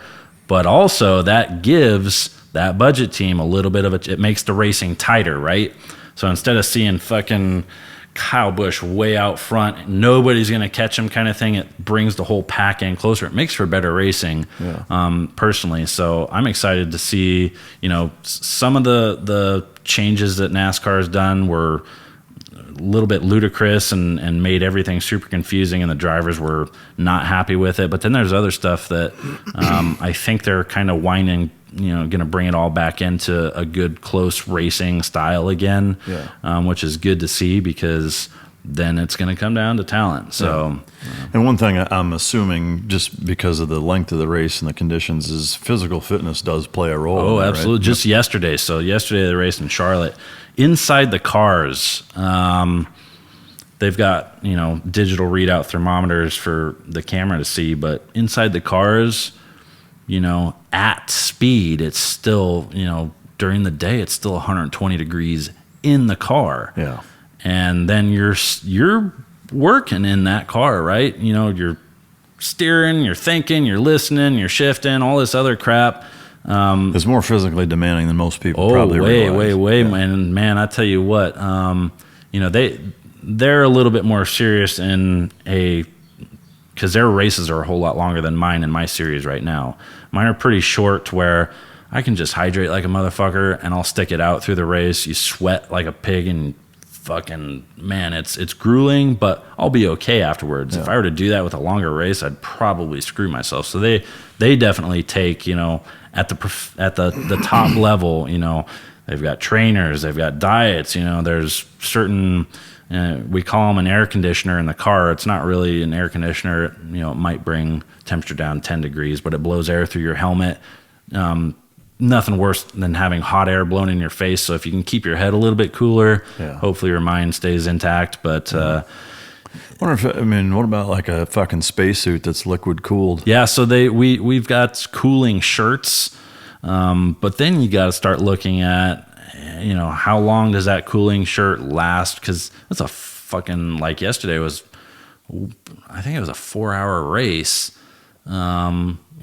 Ice circulating on a hot body isn't going to last that long. So you might get it for the prime part. And obviously that race went into night, so it cooled down, and so you probably don't need that heat gear as much then. But so they've got cooling shirts, but then you're adding weight to the car. You got to add water, ice, all, and you're like, or if it fails, now you're doubly fucked. Exactly. You're carrying around a fucking extra 20 pounds of shit. So it's I think it's a give and take. I'd like to think with, our past training, and not to take away from the current drivers, but a lot of them have just graduated high school, never held a real job, really don't know what the cold, hard world has to offer. Yeah. And so I think, with our mentality in the past, everything we've gone through, everything we've learned, everything that's been, pounded into your head about what the human body's capable of, what the human mind's capable of. And if you combine those two and you do it right, with a good budget, holy shit, man. Like, we might be able to make something really fucking cool happen here. So that'd be awesome. When you were talking about hydrating, dehydrated, it made me think, do you bring fucking snacks? Like, are you eating and drinking in there? Or is in the car, for the longer races, I'll have a water bottle with a fucking a tube coming in my mouth kind of thing. But nah, you don't snack in there. Helmet, or me and my fucking diehard love for my beard. There's really no fucking room in there to be shoving fucking Cheetos and shit in my mouth. So. I didn't know if you do like goos or power gels, shit like that. No, that would be a good question that I'd like to ask one of the Cup drivers. Because how long are those races? So like yesterday's race for them was 4 hours. They're generally probably about 3 hours. So it's a good, and it's never not cool in those cars, right? Because you got one window, especially on a super speedway. The rest of the car is all plexiglassed off. Yeah. So you have one window that stays open, and it has a net on it. So there's not really the aerodynamics of those cars push all the air around the car. Yeah. So to get any air in the car, it's either the helmet blower, or if you're in a position on like a caution lap or something, you'll see drivers stick their hand out the window right there, and they just kind of make a little cup to try and bring whatever air in they break can. Your fingers at 200 miles an hour. Just a sec. Well, they're down on speed at that point. But if you make it to the cup level, there's got to be when I make it to the cup. Right, so, damn it, Mike! Why you got to do that? So man? Later this year, when you're at the cup level. We're gonna need a fucking video of you with Nico's head sticking out the window. Dude, I've got so many fucking cool ideas to incorporate Nico into NASCAR. I'm just waiting, man. I'm waiting. That'd be awesome. Miles per gallon. What is there an average of gallons per mile? Is that what it is? Yeah. Holy fucking Christ! Really? Yeah. Multiple gallons per especially at the super speedway level, man. They'll burn through, 16 gallons of race fuel in half an hour, maybe. So let's see if they're doing 30 laps. So, yeah, I mean, you're probably doing about 100 miles before you got to refill up again. So 16 gallons for 100 miles. So, I mean, you're still getting, obviously it's very calculated, though. I mean, like at the cup level, fuel consumption is very, very calculated. My races, we don't have pit stops, so we don't have to worry about refueling, and you're going to make it through the race no matter what, unless it's like super long. We got a ton of cautions or, a red flag, start and stop kind of thing. In my races, you fill up once and you're done, and you'll be closer to empty when you're done, but not, running on fumes kind of thing. In the cup level, it's so freaking calculated. I'm excited to be able to learn about that shit, but... Is it because of weight? They don't want to carry any more than that? Yeah, exactly. Yep. So literally, if you can time it, and obviously getting fuel takes time. So if you can time it to where, hey, I think, and you'll see, there's a lot of past examples of cup drivers running out literally on the last lap. They're like, well, let's go for it, man. Like, if we're not going for it here, we're not doing it at all. And you'll see them run out just like turn 3 going into turn 4. There's the finish line. They're in the lead, and all of a sudden you're like, no. What the fuck is he doing, man? Why is he slowing down? He gets passed by 3 or 4 cars, and they'll tune into his radio, guys, I'm out of gas. You're like, fuck. But just think how cool that would have been if you ran out just after. So guys are pushing the level. I mean, that's such a science up there. That what does a gallon of that fuel cost? I think that's like $12-13 a gallon. Jesus Christ. Yeah. Have you ever cramped up while you're driving? Trying to think. And how the fuck would you handle that? Like, because you remember, like in Bud's the calf cramps and shit. Oh yeah, dude. Like what? Well, I think for me, having that Bud's experience, I hydrate like a son of a bitch before a race. I'll start a few days and I'll be waking up in the middle of the night like a chick pissing every fucking half an hour kind of thing. But I mean, I don't think I've cramped yet, but you just work through it, bro. You know what I mean? Like you're on and off, and guess what? You got to shit your pants. Either do it or shut the fuck up. Do it or shut the fuck up and run. Don't be bitching about it. It's just you. Your buddies ain't gonna help you not shit your pants. Well, it depends on how close your buddy is. That's true. That's true. One of the questions I had in terms of the amount of races, how many races have you done at this point? I've officially done 3 full NASCAR races. I started a 4th, but that was at the beginning of this 2019 season. And man, my fucking sponsor dropped out the day of practice. So I had to show up at the track. The team's like got my car ready to go, and I have to show up at the track. I'm like, how the fuck do I tell my team I can't fucking race because I can't afford it? God damn, they dropped on the day of. Oh, dude. And that was my fault for not getting papers signed earlier. I learned my lesson hardcore on that one, but, so you get there and you're like... Can you share who that sponsor was? I can't. Well, I could, but I'm going to fucking take the high road and not. Yeah. So, I got to the track. I'm like, I fucking hate to tell you guys, but I can't. My sponsor dropped out, and I cannot. That was with a mid-level team. Yeah. So the budget, quadrupled. Yeah. And that wasn't something that you can just pull out of your pocket that you make slap it on a credit card. Yep. So I was like, I can't. Like, I will pay for whatever I can. Hauler fuel to get the car here. Obviously, the wrap or stickers on the car, crew time, some hotels. Like, I'll pay for what I can, but I cannot afford to do the race at this point because on those teams, unless you have a full budget, you're responsible for the repair of the car if you wreck it. Yeah. And that gets expensive. Yeah, obviously I know in the different tiers it varies wildly, but what does if you could contrast, kind of the bottom level car cost and then the no shit, like this is the most you've ever heard of a car costing at the top end? I mean, if for the budget team that I race for, I think we pick up cars for 25, 30 grand. They might be missing a piece here or there from a wreck before, but we'll pick them up and rehab them into a workable car. And then, full sponsored budget teams are buying brand new cars, assembled, maybe minus a motor package because everyone thinks their motor's special. But that 150 grand, 175 grand. So it's a significant, and those 150, 175 grand are brand new, this year, newest, developments and chassis and all that other shit. Whereas what I'm running, the first car that I ran, the first two cars that I ran, were both probably 13, 14 years old. Stupid old technology, right?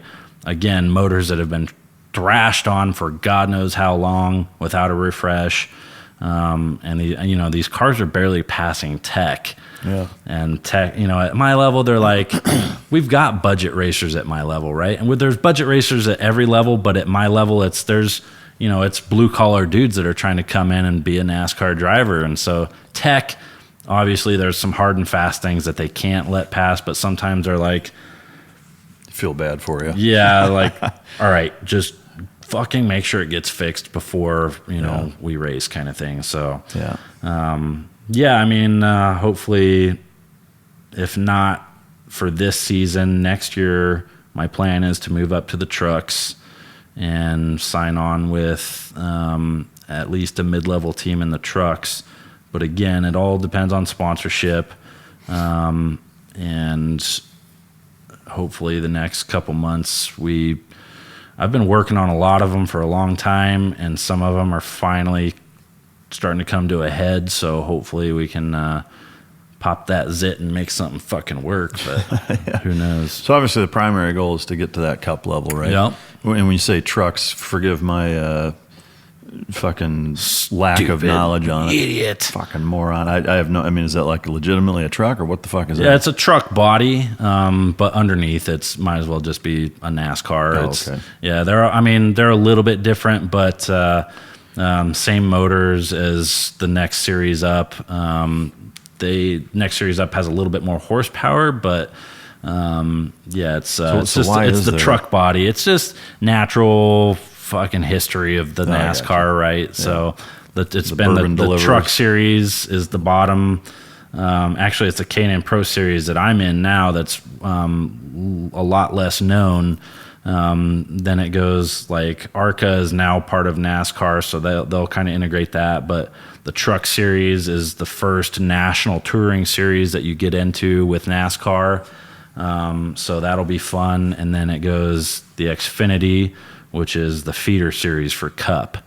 And so I hope, which is, as far as any NASCAR experts are concerned, an unrealistic timeline of getting to the Cup level, but by 2024, I plan on being in the Cup Series, making a fucking dent. So, are there instances where drivers start at the Cup level because of who they are or whatever? No, you gotta prove yourself a little bit, So you gotta work up. There have been fast progressions before, just based off of family history with and that's not to say that they weren't good. You know, you can't be a fucking complete danger to NASCAR and they let you on the track. Yeah. But depending on who they are and who's behind them, some are a little faster than others. Just like every fucking walk of life, right? Yep, nope, 100%. If you got a good last name or daddy's checkbook, you're gravy. So that's some fascinating shit. We could talk about it all day. I do want to give you an opportunity to talk about the Green Light Foundation, or I'm sorry, the Green Light Society, the nonprofit that you. So Green Light Society, I started. I think it was 5 years ago now, and after my deployments, my therapy was speed, right? So I was a big proponent of going out to. I don't know how familiar you were with it with your time in San Diego, but the Glamis sand dunes. Oh yeah. So Glamis was my jam, man. So every winter that I was in San Diego, I was in Glamis. And it's just, man, it was a fucking amazing therapy release thing out there for me. And so I started taking a few other guys out with me that, might have been having a hard time. They're like, oh, dude, it was great. And it just kind of turned into something where I'm like, man, there's got to be other people that find adrenaline therapeutical, right? Yeah. And so I was already doing the stuff. I'm like, doesn't hurt me to bring a guy along with me. It doesn't cost me much more. And then when we were like, we want to expand into on-road racing, maybe some more off-road racing, skydiving, spearfishing, pretty much what we do is we find the guy, and we've opened it up to all combat rules at this point. So, if you were overseas and you were injured, and you can prove it, we'll vet you. Like, please don't be fucking disgruntled and offended that we're going to vet people, because there are fucking sleazebags out there that somehow fake fucking war injuries, and then they benefit off of all the fucking great charities that we have out there to help these guys, with recovery. So we do vet, and if you check out, our next question is, hey, what did you used to do that you enjoyed that you do not do anymore, or that you feel like you can't do? And then we just find a way to work around and fucking get them back into it. So, there's a lot of guys, I used to love off-roading. I don't have legs anymore. We're like, fuck it. We will fucking find you a razor. We will put hand controls on it and make this shit work. And there's another nonprofit out by where I live in Temecula called Warfighter Made, and I didn't know they existed when I started mine. But very similar, mission as far as, adrenaline therapy, kind of coining that is, they find guys and, build all kinds of cool off-road vehicles and adapt them to an injury and get these guys back, out of the fucking depression mode that, you're like, oh shit, I'm missing legs. I'm not ever going to be able to do this shit again. What am I doing with my life? Why do I want to be here, kind of thing? And so it's that, thought that we're trying to fucking be like, hey, forget about it, man. Don't even go down that road, because it's a fucked up, gnarly, dark, cold road. Let us fucking help you get back into what you used to do and feel the way you used to feel, even though you got a little less blood in your body, but fuck it, who wants that shit anyway? So, is there a number of guys that you've been able to help out at this point, or? Officially, it's just kind of been, friends and family at this point, doing a lot of, dudes from the office back when I was in Tradette, kind of thing. And we didn't really keep metrics on a lot of that. I think when we grow it, we're going to start doing some metrics. And we are a 501c3, but we recently took our first donation. So before that, it was just out of my pocketbook, which I was totally cool with, because I was already doing the shit anyway, right? So it didn't cost me much more to take guys with me. But now that we're wanting to expand, we're opening it up to donations, and whatever we get we'll work with, which is anything is cool. So how can people find that and do that? So Greenlight Society, we're on Facebook, Instagram. The website is greenlightsociety.com. Facebook and Instagram, I'm pretty sure, both the Greenlight Society. Or if you go to my personal page, which is just Taylor Canfield, most of my stuff links back to it. So, I mean, and it would be cool again, like roping in Warrior Dog Foundation into it somehow, because there's obviously we get guys that come through. Fucking everyone loves dogs, and if you don't, well then fuck you and choke yourself. Yeah, Well, haze yourself. Yeah. And speaking of Warrior Dog Foundation, one thing I wanted to mention from an administrative standpoint, while I have your guys' ear, is that they are currently looking for more people to get involved, primarily from an administrative standpoint. So if you're thinking to yourself, I'll come to the ranch and help rehab dogs, we've got that angle of it covered. But from a back office standpoint, I encourage, if it's something where you've got experience or you know people that do that may want to get involved from an higher level admin standpoint, I encourage you to go to warriordogfoundation.org or email Laura, Laura, at warriordogfoundation.org. So please do that and see what kind of qualifications you can bring to the table. Man, you want to feel good? Come help out Warrior Dog Foundation. Just even being a benefit of Warrior Dog Foundation, and seeing the joy that you get out of running the thing. And I'm friends with so many people that have worked here at Warrior Dog Foundation, and we keep very close on social media, and just how happy how could you not be happy? Yeah. No, I know it. It's really, it's kind of a cliched thing. People say I'm honored or I'm blessed or whatever. Whatever the fuck you want to call it. I feel incredibly fortunate to have been able to be in a position, to be involved with Warrior Dog as long as I have. It's an amazing mission and an amazing thing that just to be able to have a place for these dogs to go, and stories like yours, are the fucking reason. It's the why, So. Anything you want to add as we kind of wrap up here? No, man. Sorry we didn't get to crack a beer. Next time for sure. Yeah. No, Next time I'll have my NASCAR face plastered on my own beer can and we'll fucking crack some beer. But we can, and some of those damn ribs, bro. I was like, Mike's gonna have a barbecue going on. I'm gonna slide in the back door, get a podcast in, eat some fucking ribs, and drink some beer. And then I scheduled my fucking flight too short, too early, and I'm like, I fucked myself on this one. But I'll tell you this much: you're coming back soon here in the RV with Nico. Give me at least a week heads up on that, and I'll make your ribs that'll go all the way back to Colorado and slap your mom. So for sure we'll get you hooked up next time. It's funny at this point, like.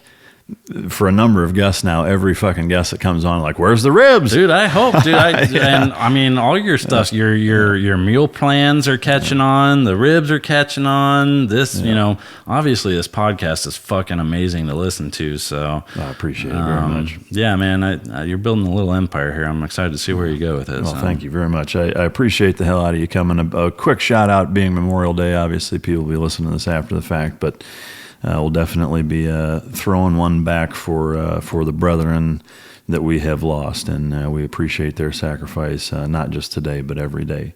For those of you asking about all the different products, whether it's CBD oil, first aid kits, the collar leash, got the food and treats coming, as well as the crates soon, but just go to teamdog.pet.